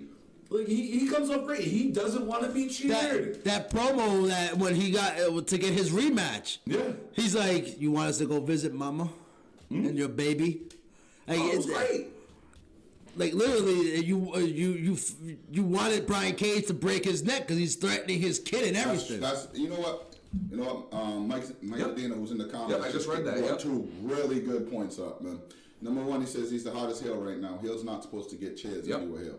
That's gospel. Yeah. And then that was Brian Lucy had said Marty Scurll, and he said Marty isn't either. Marty's over. He's that cool heel. He's that heel that wants you to boo him, but people love him so much that Marty's more of like kind of like the whole thing with Ciampa, right? I would call Marty a tweener. Like, you know how I always say we're in on the joke? Yeah. It's like, all right, they want you to be the top heel. We know you're really good. We're gonna say whatever we want to make sure you get that boo. Mm-hmm. You know what I'm saying? Like the "fuck you Ciampa" thing. It was a different thing. It's like fans are chanting "fuck you Ciampa," but we really like Ciampa. Yeah.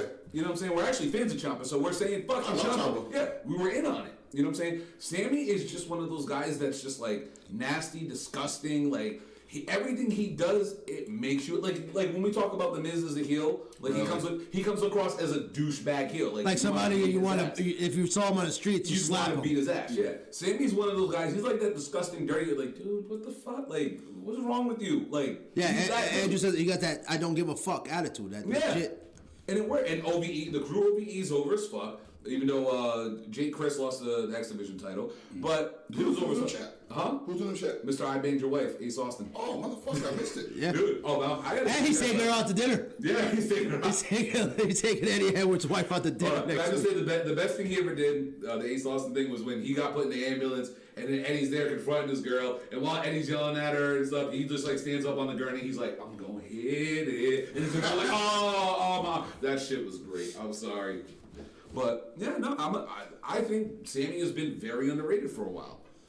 Yeah, dude, Tommaso was a perfect heel. Gary, I low key don't want Marty anywhere near WWE. I don't care if it's UK, NXT. I don't want Marty anywhere near the WWE. Like I'm telling, like I've stated before. 12 minutes and a half. AEW, Cody, Bucks, Omega. If you guys don't have that man already had that contract signed, y'all fucked up. Okay, especially with the state of Ring of Honor. Yeah. You better have that boy already signed. Somebody needs to take Joey Mercury's phone. Joey Mercury is giving up. He burnt that company down. I got the guy's email address. Okay, this mom gave out email addresses. He burnt that company down. That is bad. Hey, what up, Joe? It is at the point where they're skimming on fucking medical staff. Dude, people gotta pop their own shoulders back into place. As much as people hate to say it, and I'm one of them because I can't stand that motherfucker. Baron Corbin is killing this heel world. I gotta say, I'm just happy he's not wearing his TGI. He finally can we give a round of applause? He no longer looks like the general manager at TGI Fridays. No, now he looks like he owns the motherfucker. Walking around with him. Yeah, I worked my way to the top now. Y'all are my bitches. Y'all thought I was gonna be on Fries forever? Gotcha. Oh man. Yeah, Impact. Yo, guys, honestly, we're going. Gabe just peeped Sasha's news, so we just lost Gabe for a few minutes. That's why he said he can comment again. His other hand came in. He's using a strong hand now and it's His tight. hand's back in place. Now, honestly, guys, the pops for Saudi Arabia, the one who got the biggest pop, of course, was from their Mansour. Started talking to him in, I don't know, it was Arabic that they speak, or yes, that got a ridiculous pop. Also, if you guys weren't paying attention because of the killer slasher music that was going on, when Bray was holding up that belt, that crowd was raucous. Yes, that was loud. I'm actually surprised they were allowed to put the Fiend out there in Saudi Arabia. Them religious nuts. I'm surprised somebody wasn't throwing Qurans at him and shit. He was commenting too fast. Fuck Facebook. Yeah. I mean, we on it, so. Hi. What's up, Mark? Fuck Mark Zuckerberg. I'm glad AOC tore your ass down. Anyway. We want the smoke. But yeah, like, we gotta touch on Ring of Honor. Because we've said it once, we say it again. They're literally on life support. I feel bad. I feel bad because their roster is ripe for the picking again. Mm-hmm. Okay, Roosh. Mm-hmm. If I don't see that man, if AEW doesn't go after him and Dragon Lee, before New Japan does, you got to, especially with the Lucha Bros there too. Oh, because Roosh ain't going to WWE. Oh no, he already came out and said he ain't going over there. CN told him, no, motherfucker, no, go back to AAA. Then. Like, look, they got white girls and big titties here. Aside from that, you don't want to come. You don't want to come here. You're gonna be in limbo. Yeah. You know, Titus Catering. You don't want to be down here parking cars with me. Speaking of PWI. Oh wait, it's the midway. We're an hour into the show, so it's that time. I think it's about time that we pay our individual sponsors. What up, brother? And go ahead and do what we do best. And fucking PWI. Darius. This is the part of the show where if your gimmick sucks, we will let you know about it. PWI. Mute us for a couple of minutes. Why is his fucking publication still in fucking circulation? So I'm assuming Eddie. Why are we go right ahead. For those of you who don't know, this is the list of the PWI top 100 females for this year. This was actually a post made by, I want to say... This was Gavin. This was Gavin. First of all... We'll leave this up for a little bit. First of all, you nullify yourself by putting Natty at 7. And what planet, what multiverse, what fucked up universe has Natty produced top 10 tier performances? Please pick me. Brian? The WWE universe. You knew that was coming. Yes. All right, go right ahead. That, literally, PWI is written by WWE. At this point, they fucking Jinder Mahal What's going on, was bad enough. But somebody gonna look me straight in the face and tell me that Natty is number 7 in the top 100 women of that year? Well, we went. As Brian told, it's behind the scenes. Yes, from July to July. Yeah. At one point, she literally had that whole period. She was Ronda's sidekick. Yeah. Okay. And her father did pass away. We are separating NXT from WWE now. All right. All right. I'll take the list down now. As long as you guys see the list. So. Yes, NXT does not exist in the WWE universe. Hunter already pulled that out. He's got his own little universe. He said, "No, I'm gonna get this out of this motherfucking mess. Put it over here." And as you can see by Friday, they came walking on in. And he's like, "Ha ha ha! Hey Vince, you need me, don't you, bitch? You need me, don't you?" He came walking on in. He's like, "The plane's already on its way. What do you think, Sean? He needs us, Sean? He needs us, right? Get on them knees. Get on them knees. That's right. Beg me, boy. Beg." He was like, "Crawl here and beg. Ask for Papa H. Who's your daddy now?" Okay? Your daughter's not the only one calling me daddy today. Whoa! Hey now. That's what Hunter did. That's what Hunter did on Friday. Okay? Too far. Too soon. Too far, my ass. He walked up in there. He said, "Who got the grapefruits now?" Matter of fact, get over here, hold my grapefruits. I can't carry these bitches. My arms are tired. Hey, Vince, by the way, we were at your house. Change your sheets. But let's get up. That's literally what happened. That's literally the situation. He went into Vince's house and banged Stephanie on Vince's bed. Yep.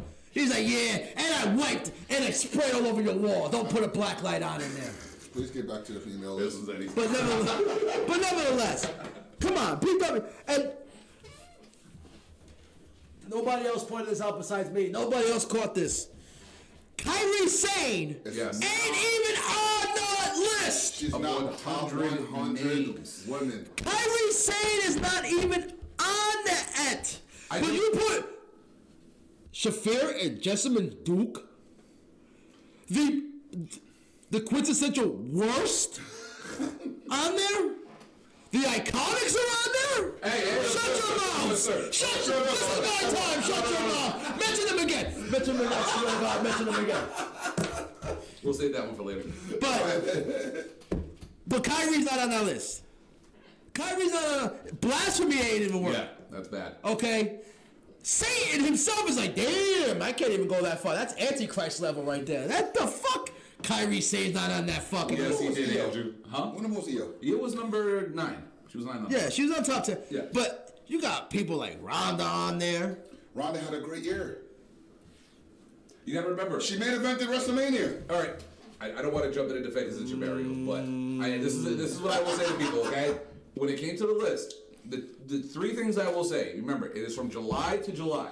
So Becky being number 1. In what universe is Ronda higher than Tessa Blanchard? Ronda Rousey was the world champion for the longest time. Yes. In the biggest company. That's why she's higher. That's the only reason why. Not because she's better, but because that's what she did for the year. And Tessa's overrated. Yeah. Ladies and gentlemen, You know I'm lying when I say that. I will be stepping out for a moment to cut some brake lines. I live here. He's probably gonna come. I'm swatting him later when he's online. I'm calling the SWAT team on him. I'm swatting you on Overwatch. Fucking Ronda Rousey's above Tessa Blanchard. I don't give a fuck. I don't give a fuck if she what belt she held. You gotta think like this. Tessa Blanchard can go in there and wrestle a goddamn piece of paper and make it a 5-star classic. Ronda had to be carried by everybody. Ronda had to be carried by everybody. Alexa Bliss had to carry Ronda Rousey. Whoa. Somebody in the business says this. The iconic. Hold on, wait, we gotta do it correctly. Iconic! We were off, but it's still the effect was there. But the Iconics and Ronda is the reason they okay the women to main event Mania. The Iconics. They won that WrestleMania, right? Yeah, they won the Women's Tag Team Championship. And it was the longest reigning Women's Tag Team Champion. The belts that You wanted, because you were there at the show in Providence. Yeah. When the I not once touched that bullshit ass paper. You were there? Okay? I won't wipe my ass with that paper. Not even worthy of wiping my hole with that paper, okay? Guilty by association. Yeah. Okay? Trust us, we in Providence, we're not cheering for that, okay? They literally put some plants in there that I saw. Those were PC people. Those were PC people down there. Those were plants. You can say what you want, but you was part of the audience that requested them. I knew you were there. You didn't say I didn't want them. Yeah. They didn't put this blood. I screamed I didn't want them. I prayed to the heavens not for that title not to be made. I begged every deity under the fucking sun to not make that title. I even prayed to some of the lesser deities in hell not to make that title. Hey, I can say that the Iconics are a better tag team champion than the Kabuki Warriors are. I mean, how long has their reign been? You know? And they didn't have to cheat to win. And they didn't win at WrestleMania. Yeah, they didn't win at WrestleMania. You know? Was Asuka at WrestleMania? Yeah. Is Kairi Sane even on this list? Is she? I can't. Alright, I got body back. Because it's like, seriously though. It's like, I never even heard of Nicole Savoy until people started putting me on. Mercedes. I've heard of Mercedes I've known Martinez. about Mercedes for years, yeah. And I can't say she's top 10. I haven't seen. She can get all 10. The only shit that most people... I'm sorry, but For the most part, the only shit people see from her is what they see in WWE, and it was her jobbing. For the past, 15 years, she's been out in shit. All right, Baltimore. Oh! I know that we are the motherfucking Richard. Let's put these clamps back. We're driving up the field, right? Yeah, I know. Put these clamps back. But it's like looking at this list. It's like some of the names that are on here, and you not include fucking Kyrie. Cheerleader Melissa is on here, Jillian Melissa's been around for a while, too. She's been doing it on the indies. but nobody knows. Nobody remembers Cheerleader Melissa no more unless you're a real fan. Yeah. But Kyrie Yeah. is not on. And this is where I agree. Like I said, this publication already lost all credibility when they made Jinder Mahal number 14. Never forget. Okay, so when they made this woman's list, 14 wrestler. this list right here His feet. solidified the fact that this is written by that damn fucking Vince McMahon intern Rhea Ripley. that makes these fucking Tony lists. Storm. Tony Storm was in top 10. That's the only thing I don't like.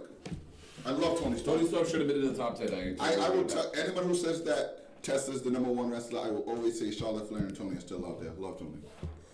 Well, Tony was 13, so Sasha's the new number 14. Sasha gets number 14 when she went on a tantrum Yeah. for several months. But that was only the last It's 3 from months July of to with their July. thing. Yeah. Yeah. But no, that's But he- Too. I'm high on Bianca. But even before Bianca then, Belair. Love Bianca Belair. May I have another? Cook is a fucking lucky motherfucker. come on, Lacey Evans is 23. She did have the best sharpshooter ever. She spent 4 months doing this. And she's 20, and that earned her 23. Hey, WWE. 23 bro. above Jordan Grace, above Amber Moon. Can't lace the Iconics boots. Okay, okay, she got above I'm Carmella. saying Amber was in She- for a majority of the year, too.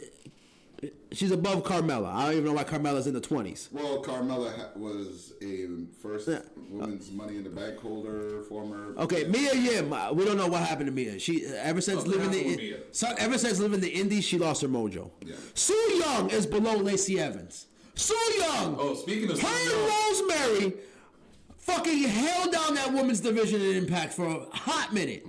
But she's below. Matter of Kelly Klein. Where's Taya on the list? That's what I want to know. Taya Valkyrie, she's 15. She's 15? Ooh, he said Ember Moon's overrated. But Told you, stole the game. to be below Lacey Evans? Yeah, I agree. Okay, Kelly Klein. Women's champion at Ring of Honor. Yeah. But they can't beat the Iconics. You know? Shut your mouth. Okay, like some of these names that she's above. That's mind blowing. Holding. Bring Okay, that. and I'll give you this one. Brandy Rhodes 50. Who the fuck? Brandy Rhodes is 50? Yeah, Cody definitely paid for that one. Cody was like, yo, it's money. But my wife needs to cheering You up. want to talk horrible wrestling? I want you to watch any of Brandy Rhodes. Yes, 'cause I might be an AEW mark, but Brandy, you suck. What the fuck was that on Wednesday? That video thing with her and Kong? I don't get it. If she's going to play manager to Kong, I'm all for it as long as she doesn't get in that ring. If she's turning into like a voodoo queen or something. As long as she ain't getting in that ring. She can do all the voodoo on the sidelines. As long as she ain't getting in between the ropes, I'm good. Okay. She can cheer for Kong all she wants. Just don't get her in the ring. That was clearly holding. I don't get. But come on. Lacey Evans is above y'all's Iconics. Which is blasphemy within itself. That's why this has no credibility. Okay. Probably should bury this list. Yeah. Sonya Deville, 60. Wow, what's she done to be that high? Oh, Butterfingers from the Patriots. Butterfingers from the Patriots. Oh, what happened to my heart? Yo, Candice LeRae is 65. Candice LeRae had one Candice of the was best injured for a matches. little bit, too. She You know, had a great match. Yeah, she had a great match. Casey Catanzaro being 63 is actually a surprise. Casey Catanzaro on the list. Yeah, have they even? They She's on the list and Io's not. Are you fucking kidding me? I mean, Kyrie, you mean? But yeah, come on, Deanna Purrazzo's on the list and they didn't even put Rachel Evers, who has quit and come back like 8 times already. Ellery's daughter. Yeah, but she's quit and come back like 8 times already. Yeah.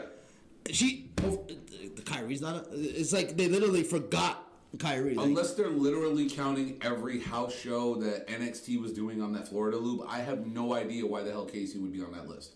She had 2 matches televised on the network. Yeah. Like, what has she done? I think she's had, what, like 2 or 3 matches on NXT? Like, Come on, Leva Bates. Why is she even on this list? The fucking librarian gimmick sucks. Yes, it does. Okay. I don't like the dentist gimmick either. I said it. Oh, Britt Baker? Yeah. Like, I'm not a fan. Maria Shafir is one higher than Mickey James. Maria is probably the best naturally gifted in-ring talent this generation has ever seen. Okay, I quit. What crack are you on? I'm saying, pass the Dutchie. Yes. Pass the Dutchie. What's going on, Nick? What are you sprinkling in your cold beverage? Are you sprinkling some sort of That we white will not substance? mention based on The the fact bubbly. we're not sponsored. The bubbly. Yeah, he's mixing his bubbly with a little something else. Come on. Hey, like Sammy Scarlett got on his because she got a fatty. First of all, Scarlett should have moved up because of that ass. Scarlett's had a lot of time with Impact. Yeah. Scarlett's booty alone deserves Yeah, its own mixed- list. At least top 50. Should have mixed shot match. Good stuff. She's actually doing stuff down in AAA. Yeah. His favorite. If you catch her, His favorite wrestler. Had a mixed match against Scarlett. What up? Your favorite wrestler? Come on, sing it. thank you for Tessa for getting rid of that mess. Yes, thank you. Yeah, exactly, Gabe. Casey retired at that, and she's on the list. That's what I'm saying. But Kyrie She's not on Sane the list. is non-existent. I think that was just. I know they probably have somebody to double check it, but they probably forgot all about it. They probably had her in the top 20. I would have had her in the top 20. At least. Yeah. At least. Just before that elbow alone, that elbow was fucking gold. She was on fire down at NXT. Yeah. And not even on top 100. Yeah. If you want to talk about people being on the list because they were champions, she was a former champion. She wasn't even a consideration. Yeah, she wasn't considered for that. She had some of the best matches down there during that time period. Nope, it's out right there. Nope. It's out. No, it's not. No, it's not. You Elbows still down. got Elbows down. elbows down. Now it's out. Now it's Now out. starts moving. Who's up? Cole on the field stands. Play up. Reversed. Ain't that a bitch? It's Boom! Uno, motherfucker. Patriots' fault. Domino, bitch! So, He paid is that burials? That's your burial? Yeah. All right. Yours? Mine isn't really a burial. I'm going to do something a little bit different today because, as you guys know, we are known as the Urban World Order. And gentlemen, I would like for you to grab your drinks for a second. All right. We lost a real one this week. Oh. We lost a real one this week. All right. Cover up the logos because they Yeah, don't pay us. they don't pay us. So, ladies and gentlemen, We this is a non-wrestling related, and it's not a burial in a negative way. It's going to be more of a celebration. Shout out to the homie John Witherspoon, aka Pops, aka Granddad. Killed it for years. Got to coordinate. Huh? Got to coordinate. Yeah. Mushroom vest, mushroom belt. Shout out to John Witherspoon, man. That's a bad loss, though. That was a bad loss for the culture. This one's for you. And see, hold up, matter of fact, let me get that drink on. My bad, I put it down. How do you reset? But I mean, if you're at home and your telephone rang, that's not the phone. That's my love going bang, bang, bang. Sucks, we're not going to get a new season of the Boondocks. Well, I don't want it now. I don't want it. If it ain't him, if they didn't record it, do it beforehand, I don't want it. Because if they change Grandpa's voice, I'm a fucking riot. And even Friday. The same thing when they try to do a new theme for Power and put fucking Trey Songz. I'm so glad they changed that back. Hey, by the way, no spoilers. Anybody who watches Power, no spoilers. Please, no spoilers. You don't want you to say that spoilers come, right? Please don't. Okay. I got like 20 minutes left in the episode. No spoilers, please. All right, but yeah, is that your burial? Well, not a burial, but yeah, it's not my burial, It's a but, shout out. yeah. Final thought, not burial. Should have been a final thought, but yeah. Shout out to Pops. All right. I honestly don't have a burial this week. Yeah. I can bury Saudi Airlines. We can get into that right now. bury because I think all three of us are just gonna. I can bury not paying back your debts. They haven't paid a dime. Let's just leave it at this. Everybody, look at these two faces. I see one face. Shut up! He's part of the tag team, Eddie. One of the best tag teams ever. Why do we still hate Dawkins? Who? Butterfingers. Fuck! All I see, Andrew Luck? every time I see that, Matt Ryan. all I know is, man, I gotta shout out to homie Montez Ford. What's going on, the buddy? only How you man doing? out there who is a one-man tag team. He's not a one man. Dawkins, who gets the hot tag, Eddie? Who gets the hot tag? Montez tagging himself. He's so good that he hops over the rope before his hand touches and he slaps himself and then hops back over. That's how good he is. Patriots ball. As you can see, Mr. Chapman is standing up because he's frustrated. Because he understands what's about to happen. You know what's gonna. No, give us a Matt Ryan. Give us a Matt Ryan. Fuck! Knees down. Nope, knees down. All right, so ladies and Give gentlemen. it back. Give it back to Baltimore. All right. Yeah, we do got to get to the Saudi situation. I'm assuming most of y'all know what the fuck happened this weekend, and yeah. Nope, ball's out before the knees. No, All right, let's hold it. Wait, no, that ball's out. no, Yeah, right there. it's not out yet. Kyle Van Noy, Chips Ahoy. So, but yeah, no, the Saudi situation. For those of y'all who don't know, the whole Saudi blood money thing, there was some shit that went down. Supposedly, Vince, you a bitch. Vincent Kennedy McMahon got into an argument with the Prince of Saudi Arabia over some money. This man has not been paid. No, well, Well, apparently, the prince wasn't even good enough to no-show the meeting yeah, that was supposed to take place between Vince and several higher-ups yes. about this money situation, and the prince no-showed. So apparently this stems from that. So I guess in Saudi Arabia, he killed the live feed early. Yes. No, he delayed the airing of the show by 40 minutes. No, but supposedly he ended the show early on them. Yeah, he did end the show early, and he also delayed it by 40 minutes. That was another thing that pissed off the Saudis, was that fact. But apparently they owe Vince large chunk. You know, we're hearing hundreds of millions of dollars. Yep. Okay, some estimates got it up like $500 million and shit like that. He owes them a lot of money. Mm-hmm. Saudis haven't paid shit. Okay, they gave him the initial signing money and haven't paid shit since.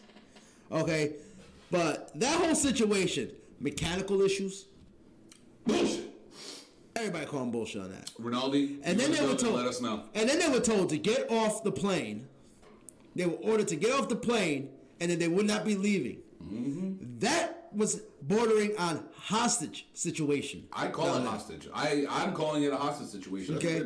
You're literally being held in Okay. a company For in a country Vince, against your will. And then what's really bad?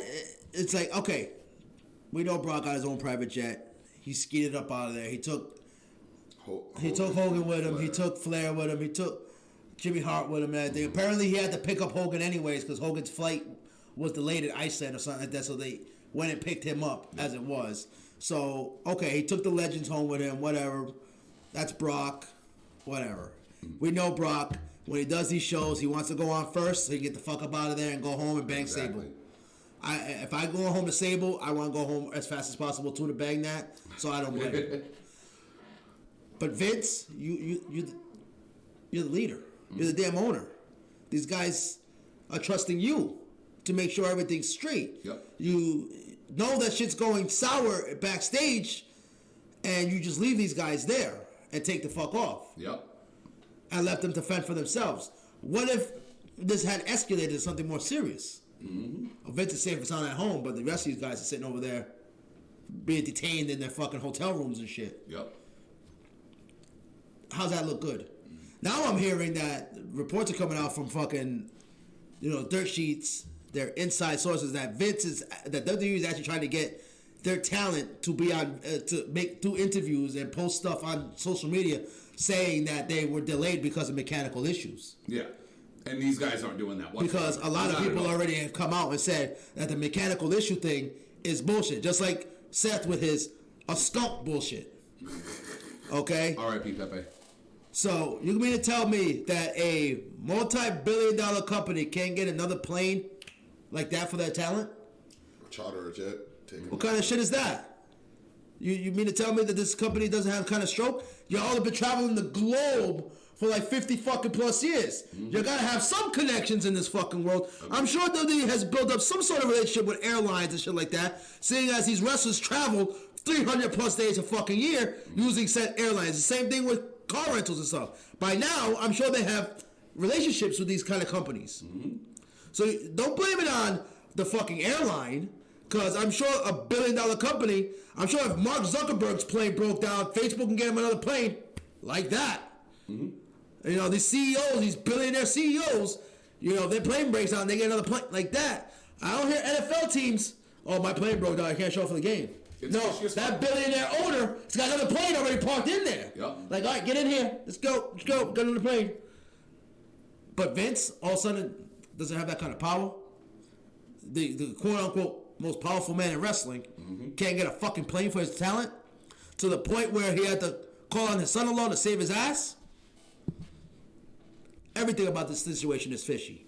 Okay, that was clearly the Prince pulling the power move, because there's reports that the wrestlers saw military personnel there.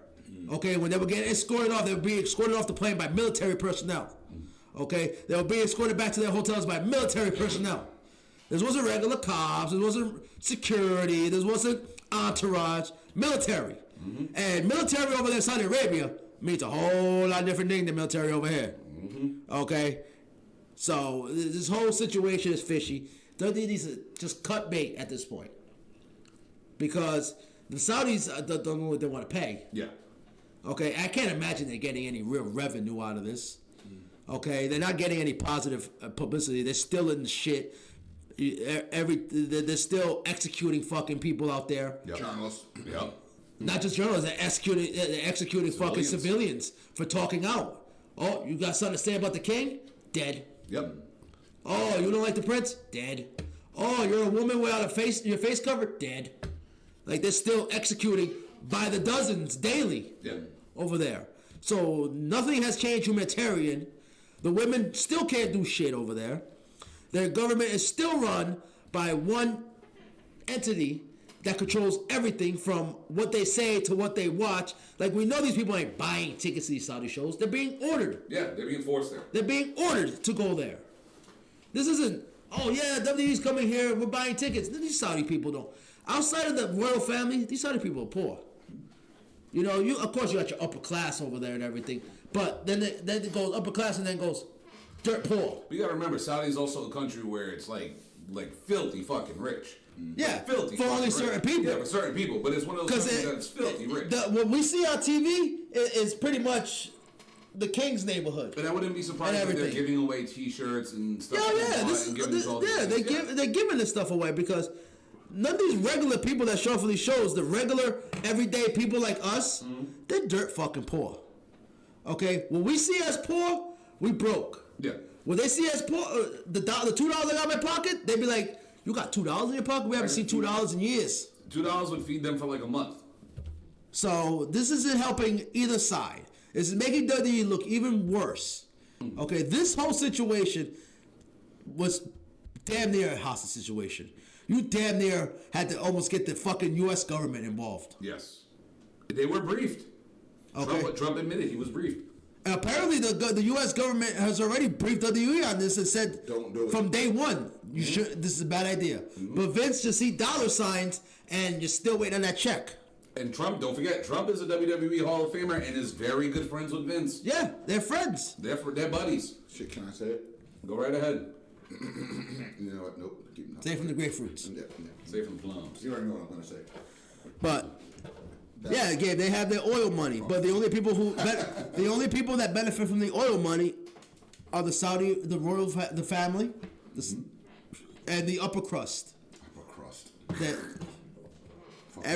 Everybody else, they don't benefit from that oil money. Not at all. Not at all. Not at all. And it's like now WWE is stuck between a rock and a hard place, because most of the talent don't want to go back. They refuse. My thing is this: Vince has already cut checks for people. Now he's not getting reimbursed. So he's paying. Can you imagine how much? Oh my God, he's taking an L right now. Tyson Fury. He made 10 mil. 10 mil. Okay. 10 mil to Tyson Fury. 20. Okay. With an option for another 20. Cain Velasquez, he got an easy 5. Oh, that should have been my burial. And he got an easy. He got an easy 5. You know Brock. You know Brock got like 10. Easy 10 right there. Hogan and Flair probably got thrown $1 million each. Fuck Hogan. Okay. each of the talents all That's got. right. I said All the talent money got cut. That's another reason why they're pissed. All the talent because the money for them is getting cut, but all the big money's going to all these big names coming in for these feature matches. NXT never got their pay raises, Yeah, but the idea is, anybody see those third quarter that phone that 89% drop. Okay, they're losing money. all Their the stock has plummeted down from over $100 a share to like it was like 50 the other day or 59. Or it's getting down there. Every day the stock is dropping further down. They're not getting new subscribers to the network because they've maxed out at this point. Subscriber percentage went down like They maxed out at this point. 14 or 15. People are either sticking with it or turning off. Nobody new is coming into the fold. Yeah. Nobody's new is coming in. It's like, especially with all the wrestling going on right now, and all the shit you can get on TV now, all the shit you can find online. Everybody in their mother. One will probably say this, that they were probably better off leaving NXT on the network. Yeah, because truthfully, Agreed. NXT was a huge selling point. Yeah. For the network. Yeah, exactly. A lot of people, were like, "Oh yeah, I got the network just for." It was literally a top. The only reason why every week on the network. the only reason why I watch the network allegedly pirated is because of NXT. But now that NXT's on the network, I don't even fucking I don't even hit the button anymore for the network. Agreed. I'm using his. Allegedly using yours. This is That shit cut off. I'm just saying. So it's like, oh yeah, you get the you get the pay-per-views. Everybody can get the pay-per-views. It's called the internet nowadays, motherfucker. I can watch your pay-per-view on Facebook. Yeah, but not everybody does that, Joe. A lot of people prefer to actually have it. Not have Listen, to hey, worry about viruses and things cutting off.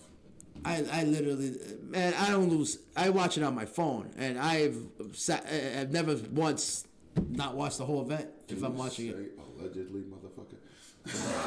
Did you see that one? I don't give a damn. We live in the internet world. True. Okay? You can watch anything and everything. Hell, and we get to the point where I can sit here with my wristwatch and sit here and be like, oh yeah, I'm watching some pay-per-view right now, on my watch. So why pay for the network? Agreed. That's why it's dropping down. People will be like, oh, you get all this extra content. Like, I don't want to watch Ride Along. Do I really give a fuck what they? Agreed. Unless What it's they're doing. Unless it's a group of people I actually want to see. Table. Flag. Nope. You hit a Table. kicker. That's No, a the flag. teammate hit the kicker. Oh, okay.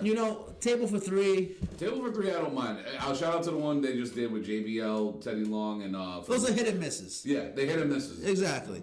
What else could you do on the network? Come on, it's like.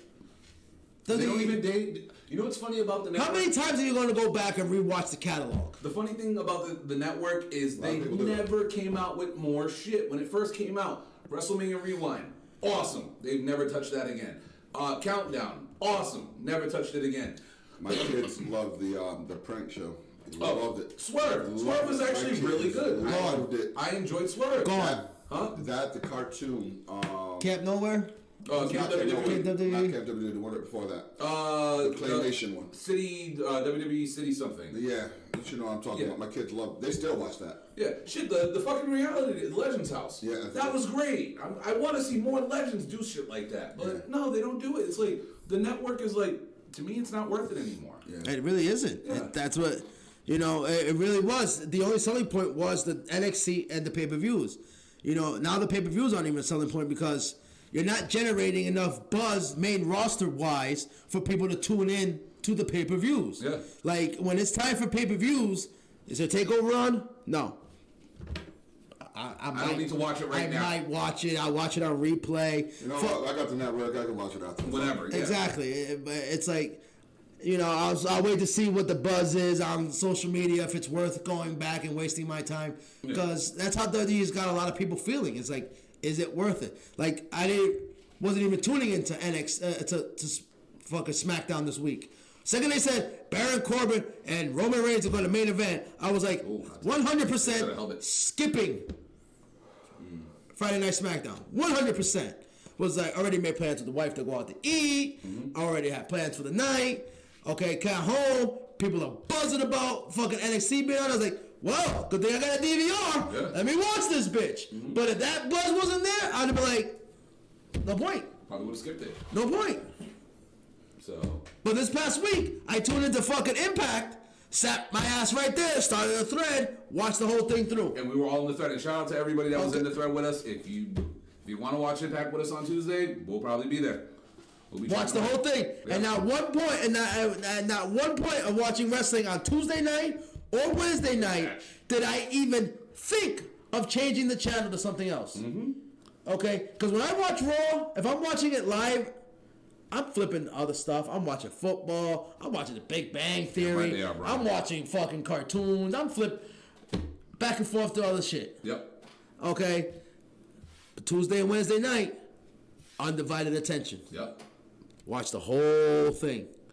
Through and through. Fucking even sat through the commercials. Mm-hmm. Why? What's going on? Like, why is WWE... Good catch. Oh, nice. Beautiful catch. Yeah, if you have noticed, this guy got quiet because the Patriots... They're driving right now. They're They're still down. 32 seconds left. They're down by 7. They're down by a touchdown. Right And there. they're still down. give it a couple more seconds. Okay. But let me Hold my beer. Let me piggyback off what you were saying when we're talking about the Saudi thing real quick. One thing that people aren't talking about too much, and it's funny because I watched a video with WrestleMania the other day when this whole stuff started breaking down. I haven't been around all weekend, as you guys know, Comic-Con and stuff. But the one thing that he brought up that I think people are overlooking is the independent contractor contract that they signed with WWE. Now, I don't know by law what is stated in an independent contractor's contract, but I know one thing that must definitely be in there is unsafe working environment. You got to remember, WWE is a highly publicized company, event, stock traders, all that stuff. These guys are working under independent contractors. If they can prove and they get the right lawyers that they've been working under unsafe working conditions, a la being, held hostage in another country, it could be out of a person's contract. So God forbid this blows up in Vince's face, and on Monday when everybody shows up, he's not on their knees like, "What up, Titus? Nom nom nom. Hey AJ, nom nom nom. Club, you just signed those new contracts, right? Wu-Tang Clan ain't nothing to mess with." Like, he better be in there stroking everybody, like sucking up, making sure nobody files a lawsuit on this. Because God forbid, it only takes one. God forbid one person.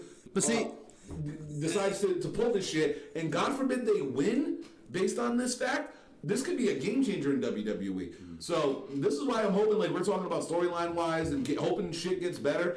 Hopefully this is a kick in the ass to Vince. Like, you see, dude, you done fucked up royally. But, see, that's your the thing. entire roster's pissed at you right now. as of Like, right now, fuck Vince you. don't even, it doesn't even seem like Vince could give two fucks. He's more worried Yeah, about the he- fact that check hasn't come in. Yeah, he doesn't give two shits. He's more concerned about the money. That's why I said, if something like this gets pulled off, and God forbid someone's smart enough to get the right litigation and have the right lawyers on their side and can prove this aspect of unsafe working environments. And like I said, it's highly publicized. The goddamn president got briefed on the shit. Obviously it's unsafe. You're being held in fucking Saudi Arabia of all places. Yes, this could be proven and will quite possibly release someone from their contract. If someone's disgruntled and says fuck it, like a Luke Harper or a Cesaro or a Revival, not saying that they will do it, but God forbid someone like one of them decide to say fuck it, I'm gonna risk it. I ain't doing shit here anyway. You got me on the fucking sideline. I ain't doing nothing. Fuck you. I'm gonna go for it. That's the And thing. it possibly could It could happen, but it's probably not. yeah. It's probably not going to happen. I don't, like you said, we don't know what the independent contract thing entails. Yes.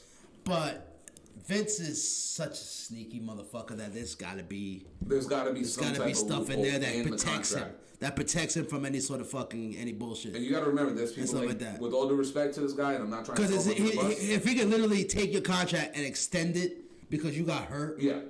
even though you're an independent contractor. Yeah. But you got to remember, independent contractors' contracts are made by law. What rights you agree to and disagree to in your contract, that's different. But if there's certain federal laws that say, if you are in an unsafe working environment, you automatically qualify for, disembarment of your contract. If that happens and it's a legal thing that these guys can actually Slipped right on the fucking one. If these guys can figure out a way to get around that loophole, if that is an option for somebody and as pissed off that these guys were, you got to remember, there's motherfuckers who quit Burger King for less.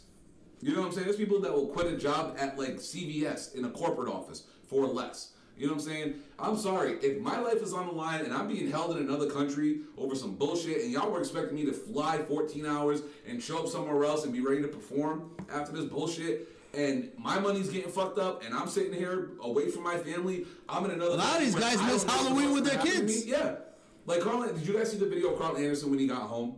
He's like, my family doesn't even know I'm here yet. I'm just gonna walk to the door. He's like, I want to see if I get a pop for my kids.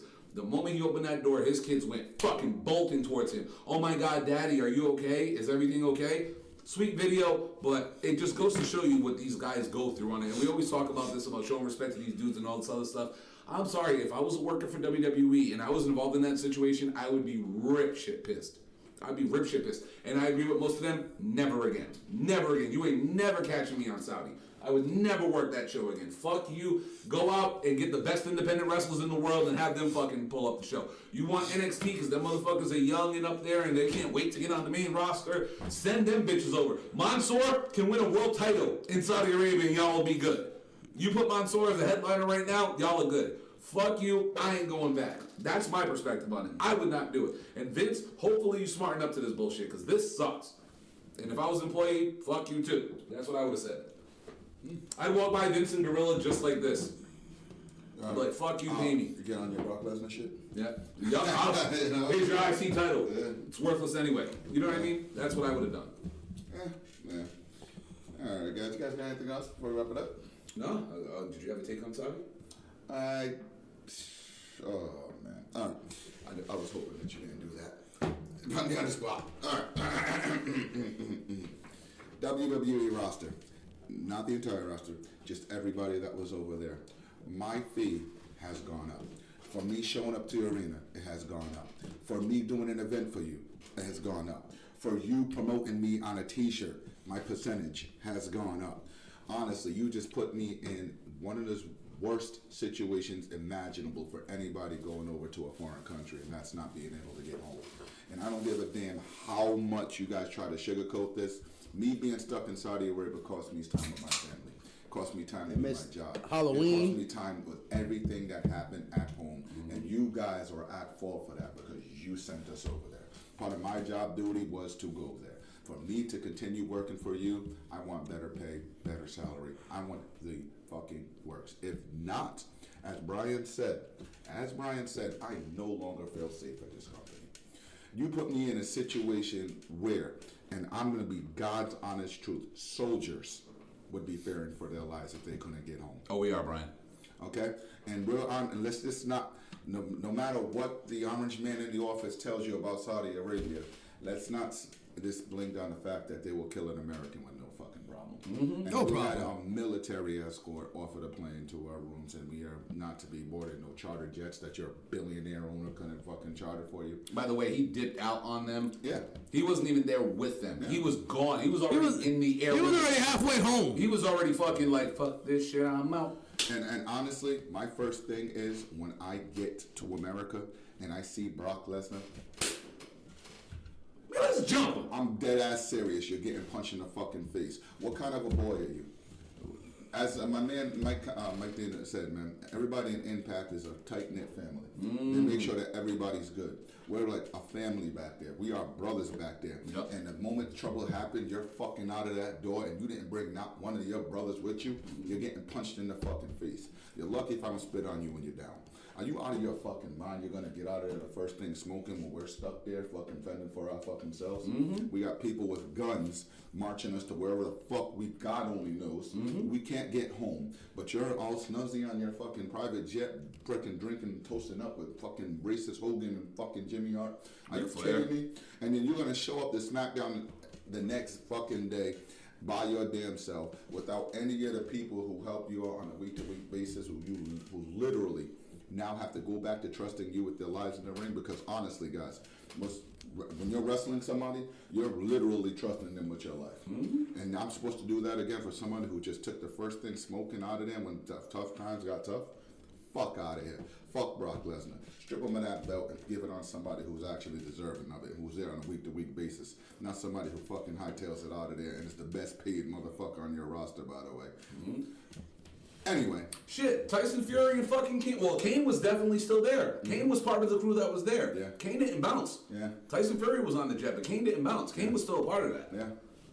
And you're telling me that this is the guy that you want to put your franchise behind? The guy who just up and up? All right, guys, I'm on the plane. Wait a minute. No, I'm not. I got my own private jet. Let's get out of here and leave these motherfucking bottom features. He was damn near home by the time this shit went down because he got the fuck up out of there right after his match. He was out. He was like, I'm fuck just this. saying, though, man. I mean, don't get me wrong. In the essence of everything, it was a blessing in disguise. And I don't want to say that lightly because that's a fucked up situation. Yes. But SmackDown was fucking awesome. It was great. But besides that, the only positive out of that entire situation was NXT was on SmackDown.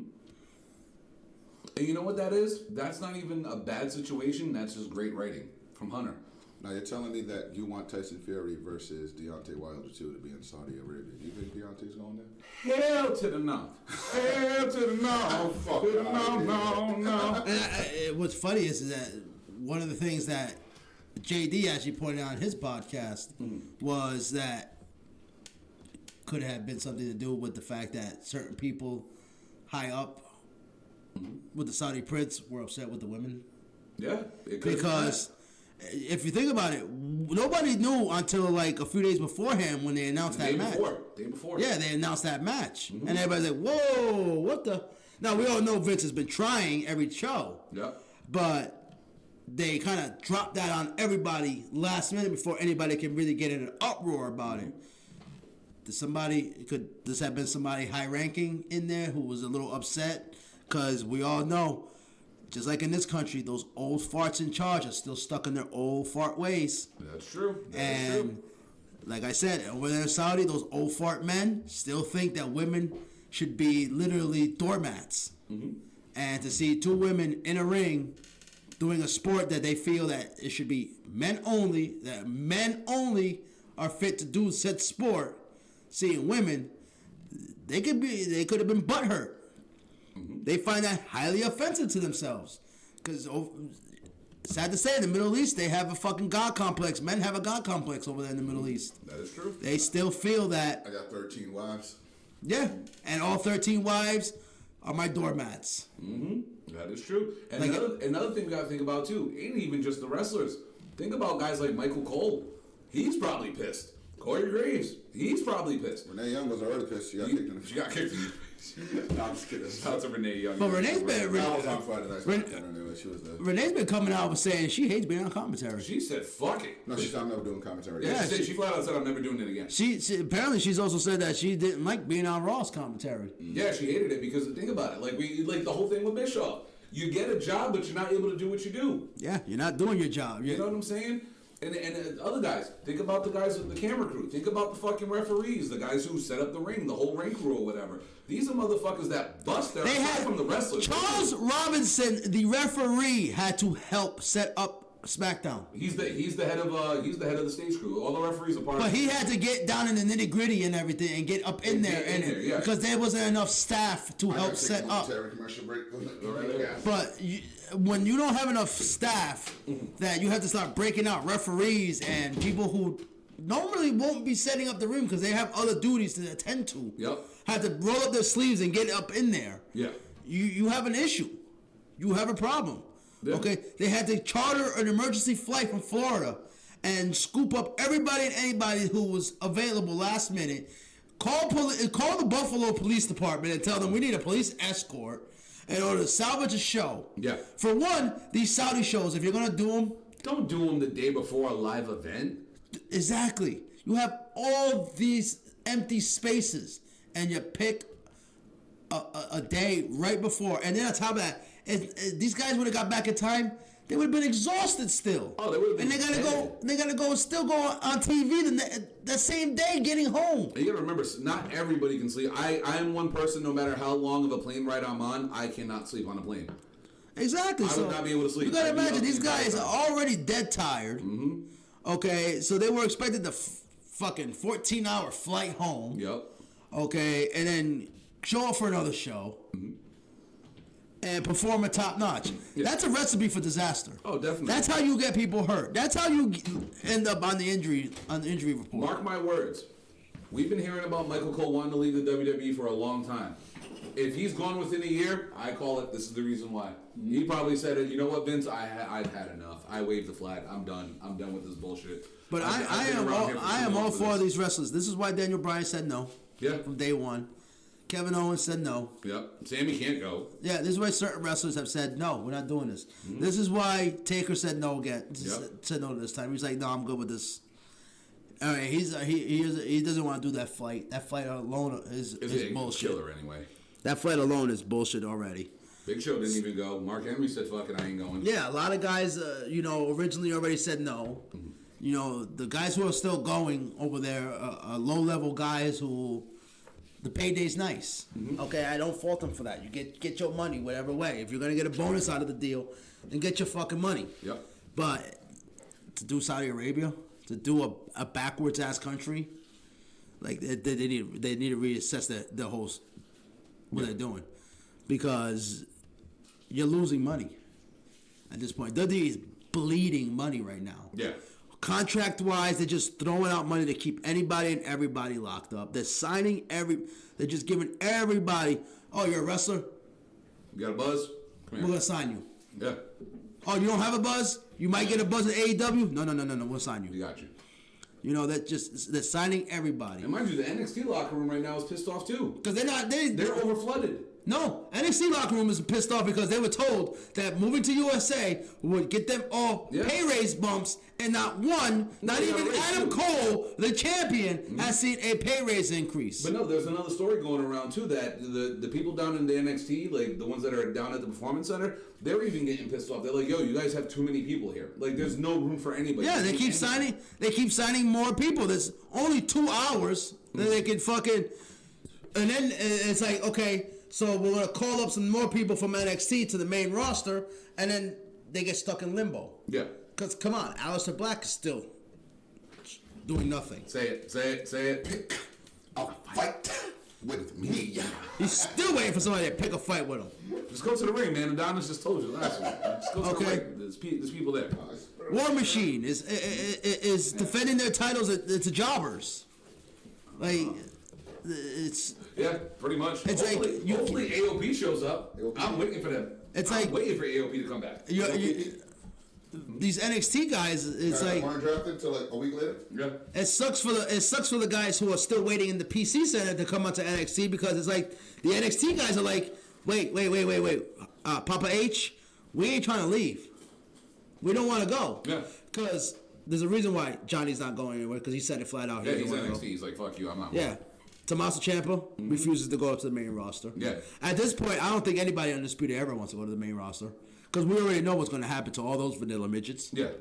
And I'll tell you right now, the guys, Adam Cole will be just an entrance. I'll say this right now. I think NXT guys will become more happy when they start doing arenas. Because honestly, money-wise, if you're not working in an arena, you're not really making the house. So the moment they hit the larger arenas, and with WWE backing them up, they'll probably do like the 5, 6, 7, 8, 9, 10,000 seat arenas, make some money in their pocket. You know what I mean? Maybe that will quiet them up. But until then, they're still at Full Sail. And they still need him. But they were the shit that kills me is they were promised a pay increase just because they were going on a network. Fucking WWE is getting $50 million an episode for NXT Yep. on USA. You can't spread the wealth a little bit? Well, $50 million for the year. No, an episode. No, not per episode. No, they're not getting. From what I heard, it's an episode. No, nobody gets $50 million per episode. There's no way in hell they're making 50 million. It's They probably, got $1 billion. $50 million for They the got year. $1 billion from USA for fucking shitty ass Fox. True, yeah. So, because everybody people seem to forget. Oh, Fox paid $1 billion. USA paid $1 billion too. Yeah, they paid it more for Raw though, because Raw's been there for damn near almost. They 30 paid years. $1 billion for Raw. A couple little spurts they They were only willing to go as high as $500 million for SmackDown. From what I heard, they were only going to give $500 million for SmackDown. Yeah. They straight up threw all their money into Raw, and that's why Fox was able to get it, because Fox said, "Well, we'll match that $1 billion." Yeah, easily. But the one sticking point was that, as we saw by last week's ratings, Raw. Vince. I give Vince credit on one thing. Vince knew that FS1 was going to be a fail. That's why Vince pushed Fox and told him, listen, if you're going to pay us and take us, FS1 no. Yeah. Because we saw that last week. Nobody watched fucking SmackDown FS1. Okay, literally the worst ratings ever. Okay. All right, guys. So we are. Dijak, he probably get an initial push, and I would see him flame out. Yeah. Because Vince likes big guys, so he'll get one. Yeah, Hey, not everybody gets buried on the main roster, bro. Hell. I'm waiting. Show me an NXT talent that's come up lately and. I mean, it's true. He's not wrong. The Raiders are the champions. They're still fighting jobbers, and that took how long? That is true. They haven't been pinned until Saudi Arabia. But that took how long? They still got Okay, it. Aleister Black is still sitting in the room. Okay. Sami Zayn is a cheerleader. Kevin Owens hasn't been featured on TV in fucking weeks. But he's still over as fuck. He's over as fuck. He is Yeah, they're over. But I'm talking about. Show me a. Street Finn Profits. literally said, "I'm out." Street Profits. And by the way, we didn't touch on either one of these. No pop from the fucking shame. Let's name some people from NXT that haven't got buried. Charlotte Flair, Becky Lynch. Becky was in a hole for a little while. Oh my Lord. Let's admit. Becky was in a hole. Literally the number one person Now. Yeah. But let's admit, initially, Becky was kind of in a hole there. Well, no, not really. She had one foot in the grave, and then something. And then Initially, it was a good start. They held her over until she won the first SmackDown Women's Championship. So initially, she wasn't really buried. She was like upper mid card for the women. She was looking at the hole. She was like, "Oh, is that for me? That ain't for me, right?" Anybody know who the current Universal Champion is? Bray Wyatt. And what was his name before he went to NXT? Husky Harris. He made his name in NXT. Yeah. He went to the main roster. He's over as fuck right now. Right now it's over. Not everybody that goes to the roster gets better. Not everybody. Remember, we Bray forget. was the eater of pins. Yes. He was the eater of pins for a while. Cut great promos. Eat a pin. It's true. Title run. 30 days. After people were begging and pleading this is the thing. for Bray Wyatt to have a title run. This is the thing with NXT talent, right? Initial runs are always bad. Everybody. Because they got that hype behind them still. It's the hype. The hype is really good, but it's either an injury right away, because it happened with the Ascension, it had it with the Revival, it happened with Finn, the guy who won the title. It's sometimes it's not their fault, but a majority of the time, a lot of it's creative. It's not the wrestler. Come on, let's be real. If Dream comes up to the main roster, the initial hype behind the Dream, I feel that will get him a mid-card title run. This is why we want him in the bubble. I think that Dream would actually get Shinsuke, God-like level. God-like level. No. I got the one. Asuka. Asuka's currently a tag team champion, but she can't speak English, and Vince doesn't like that. We all know that. Asuka was the biggest fuck you to NXT. She didn't even lose the belt.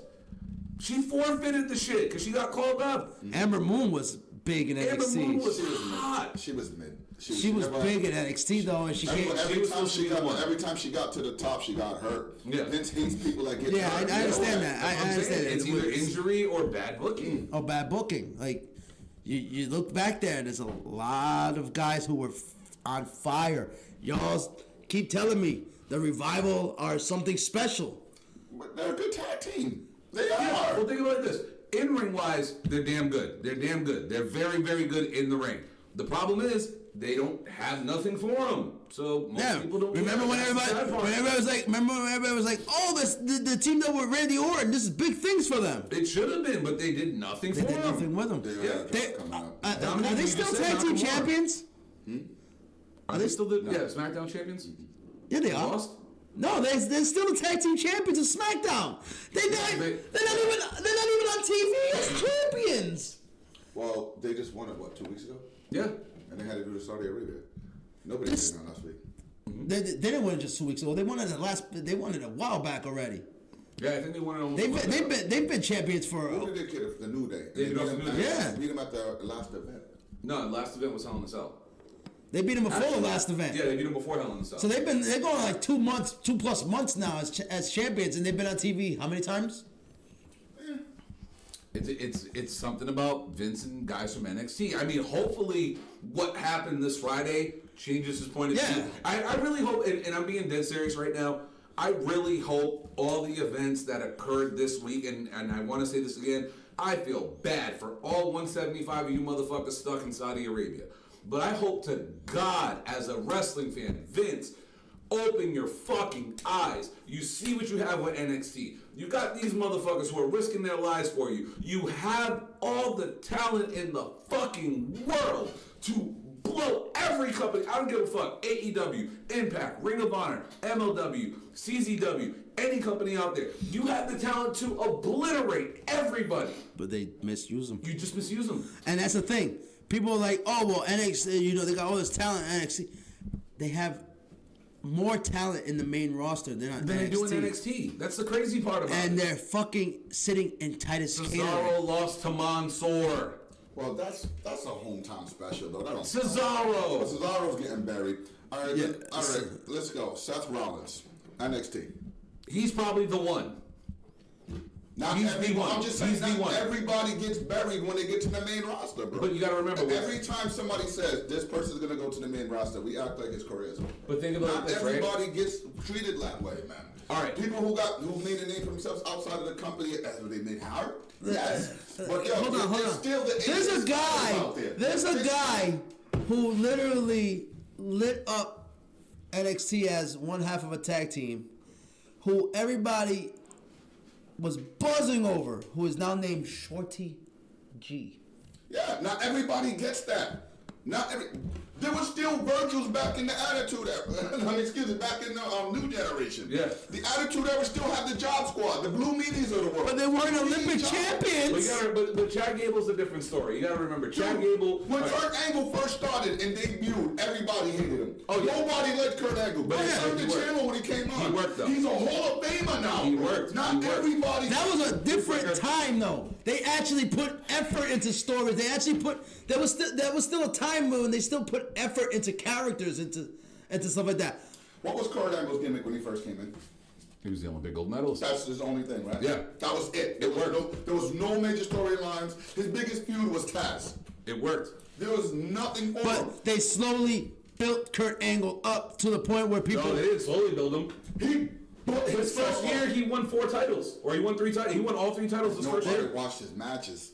Nobody Was caring for him at the time. Mind you, first year he was hot shot. Let's not forget he had a rocket up his ass. Jericho, previous to him actually getting comfortable in WWE, lost how many matches in a row? But see, that's the thing. They didn't have that. There was no developmental back then. Now WWE is turned into a machine that they have to go through this first, unless select few skip the developmental part and everything. AJ Styles and stuff like that. But it's like these guys go in and they become sensations in one thing, and then they come up to the main roster, and it's like we're sitting here arguing about why ain't they bigger than they are. But all right, but some people, and I gotta say this, man. Somebody gotta say this. Some people get over, some people get put over. The people who can't get over or who can't get put over get buried. True. I'm sorry, Mike Kanellis, I'm fucking horrible on him. Horrible. He can't get himself over. I don't give a fuck what anybody says. He can't get himself over. Rusev was over than a motherfucker. Gets hurt, then takes injuries. Well, that's the thing. Mike Kanellis had the same problem in Ring of Honor where people were like, "Oh, he can't get over," and then he became. That's a fumble. He beat. Oh boy, That's a touchdown. it's a pick 6. No, it's a Butterfingers or apple turnovers. I remember there was a point in time where in Ring of Honor, Mike Bennett couldn't get over to save his fucking life, and then became. No, but he got real sensation. big. He got real big in Ring of Honor. Yeah. Well, even with AEW, does anybody not see what's happening with Marco on Twitter? Honestly, He's getting destroyed. Not everybody gets Oh, trust me, I got a lot of issues with AEW when it comes to the refereeing. All I gotta say about I agree. The refereeing is one thing I'm like, I can't fuck with that with AEW. That's, you gotta have. I get it. We're lenient. Referee's discretion. I totally get that. But there's basic rules to pro wrestling that you do need to follow. And that's my only real problem. See, I'm not a fan of the women's division right now. The thing with Marco Stunt is I tell people, then go in there and take bumps.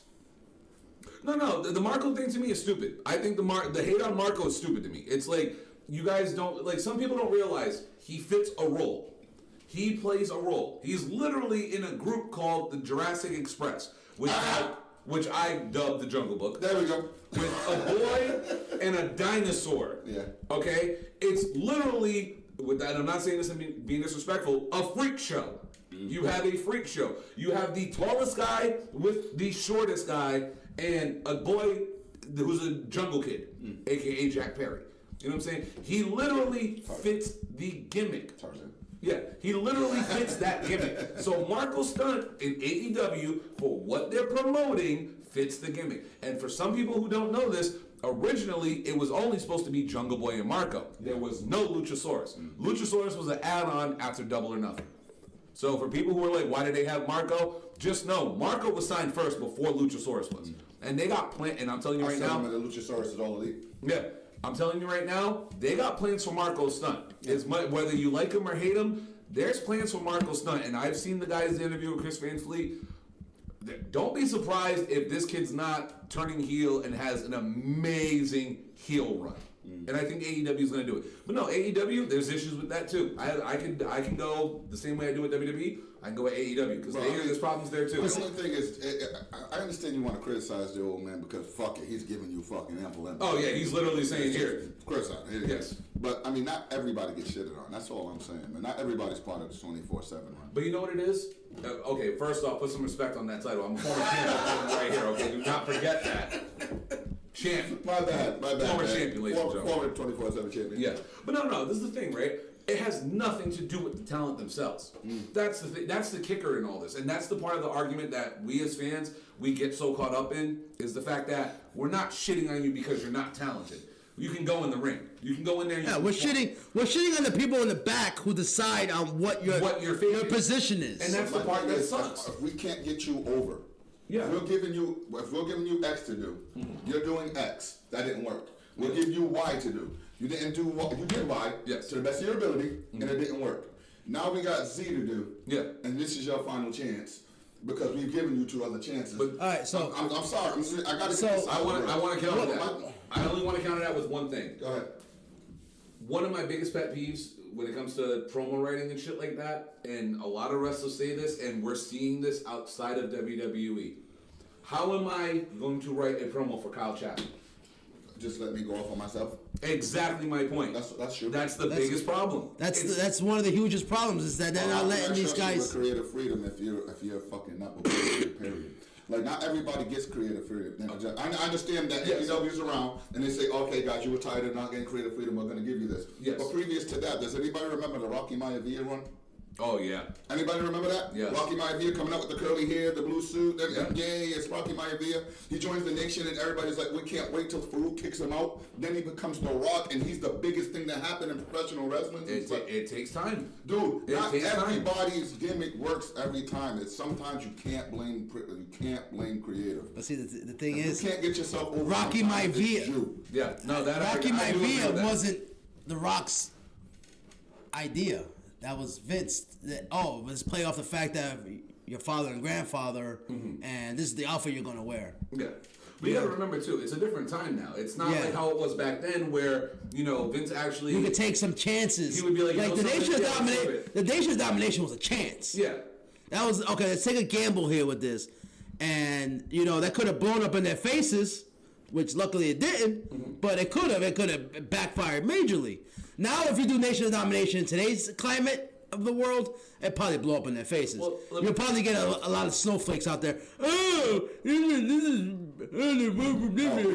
people wanted Bray Wyatt getting changed. Yeah, and I'll throw a counter to you, right? All right, like I just said, back then, like say 97, 98, early 2000s, it was a different time in WWE, correct? Yeah. It wasn't corporate. It wasn't stockholders. It was Vince McMahon in the back, literally with the pencil, and whoever his little crew is writing his shit. Excuse me. Now, there's a process to it. You got to go through the writers. The writers have to get approval from the network and from Vince and all this other stuff. There's so many avenues to Once do it. they went publicly traded, the rules of presentation changed. Yeah. Because at that point it went from only Vince and the people working with Vince, only the people in WWE were trying to get, doing this to make a show. Mm-hmm. Now it went to we have to appease shareholders, stockholders. Yeah. We have to appease the ad people and stuff. Because remember, during the Attitude Era, people didn't want to advertise on Raw because it was so raunchy and so over the top. Mm-hmm. But Vince didn't give a fuck then, because whatever ad money came in was money in his pocket, because it was still a private company. Yeah. But once they went on that stock market, once they got on the stock market, everything changed. Exactly. So we're blaming Vince when Vince is coming. Let's just say Vince, every one of Vince's ideas ain't good. Yeah, I'm gonna be 1,000%. You gotta remember, there's times that Vince puts on good shows. And now he does. It's a rarity. And that's the thing that kills me about the WWE. Yeah, it's a rarity. They're capable of doing it. They're capable. They know how to do it. They've done it for 50 fucking plus years. Vince, the Attitude Era, the Ruthless Aggression Era, We need to have some titties over our shoulders. the shit we saw back then. We know what they're capable of. Okay, we know they can't go 100% Attitude Era. Yeah. We know this. Things have changed. Health issues, chair shots. We can't do the chair shots over the head because of the concussion things in the world. Okay, I understand that. You want to look after these guys. I'm a huge Mick Foley fan. I am so glad this man is still able to walk, has his mental faculties where he can write best-selling novels after all the shit he did. Yes. Now, there's wrestlers that didn't come out. Droz, paraplegic. Well, that's why it's called an accident. You can't plan that. Perry Saturn, all the abuse he took, kind of lost it. A lot of guys didn't age because of all the violence and all the abuse they took on their bodies. Well, okay, a select few did. So I know times change. You got to look after these guys. Everybody wants to be able to fucking walk at their old age. But I will say this: they're testing the waters right now.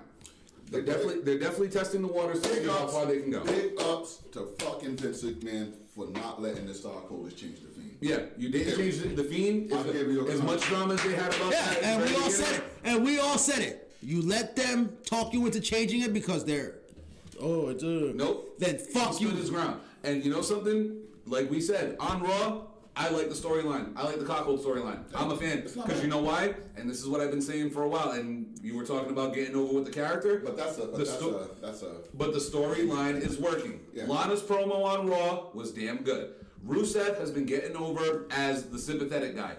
Bobby Lashley is coming off looking like the big dick, I'm gonna fuck you up, she's boyfriend. And him and Lana are making out like they're ready to have a live sex celebration. The storyline is working. Everything about it, so far, they're playing the parts. Like, they're doing it in social media. They're living the gimmick. Rusev Day was over, and you know something? It's gonna get over again. Think about it. Yeah, and that's the thing that killed him. He was so fucking over with the Rusev Day thing, and then he just straight up said, "Eh." Yeah, they canceled it, but you know something? They're testing the waters with the storyline, and props to all three of them because they're playing the roles. They're selling the fuck out of the storyline, and honestly, I'm intrigued. To be honest with you, I didn't even know they were on Team You Know Who and Team You Know Who. I thought they were fighting at the next pay-per-view. And you know something? Keep the story going. They're not divorced yet. There's tons of twists and turns, and now they revealed that Bobby Lashley's the one who's telling Lana all this shit. Yeah. They're building layers to the story. The story's working. But guys, I'm working on 2.5 hours, and I got to go. Yes. Dude, trust me, I am dead tired from this weekend. My feet are killing me right now. I still gotta work. Well, we're gonna get up out of here. You guys keep watching. And reporting. Buy a T-shirt. And by the way, we're gonna have a special announcement next week for Gavin and the people. Oh, definitely. Yeah. Next week. We're gonna make Gavin. We're gonna make the announcement next weekend, and we're gonna get all into it. But yes, we will talk about this. Keep fighting a good fight. Yes. Go Ravens. And Ring of Honor, get your shit together. Yes, please. And I'm not gonna end yet. I'm gonna count 10 seconds. Go ahead, brother. I'm gonna count 10. We here. 9. How sexy I am. 8. I'm sexy. 7. I'm still sexy. 6. 5. 4.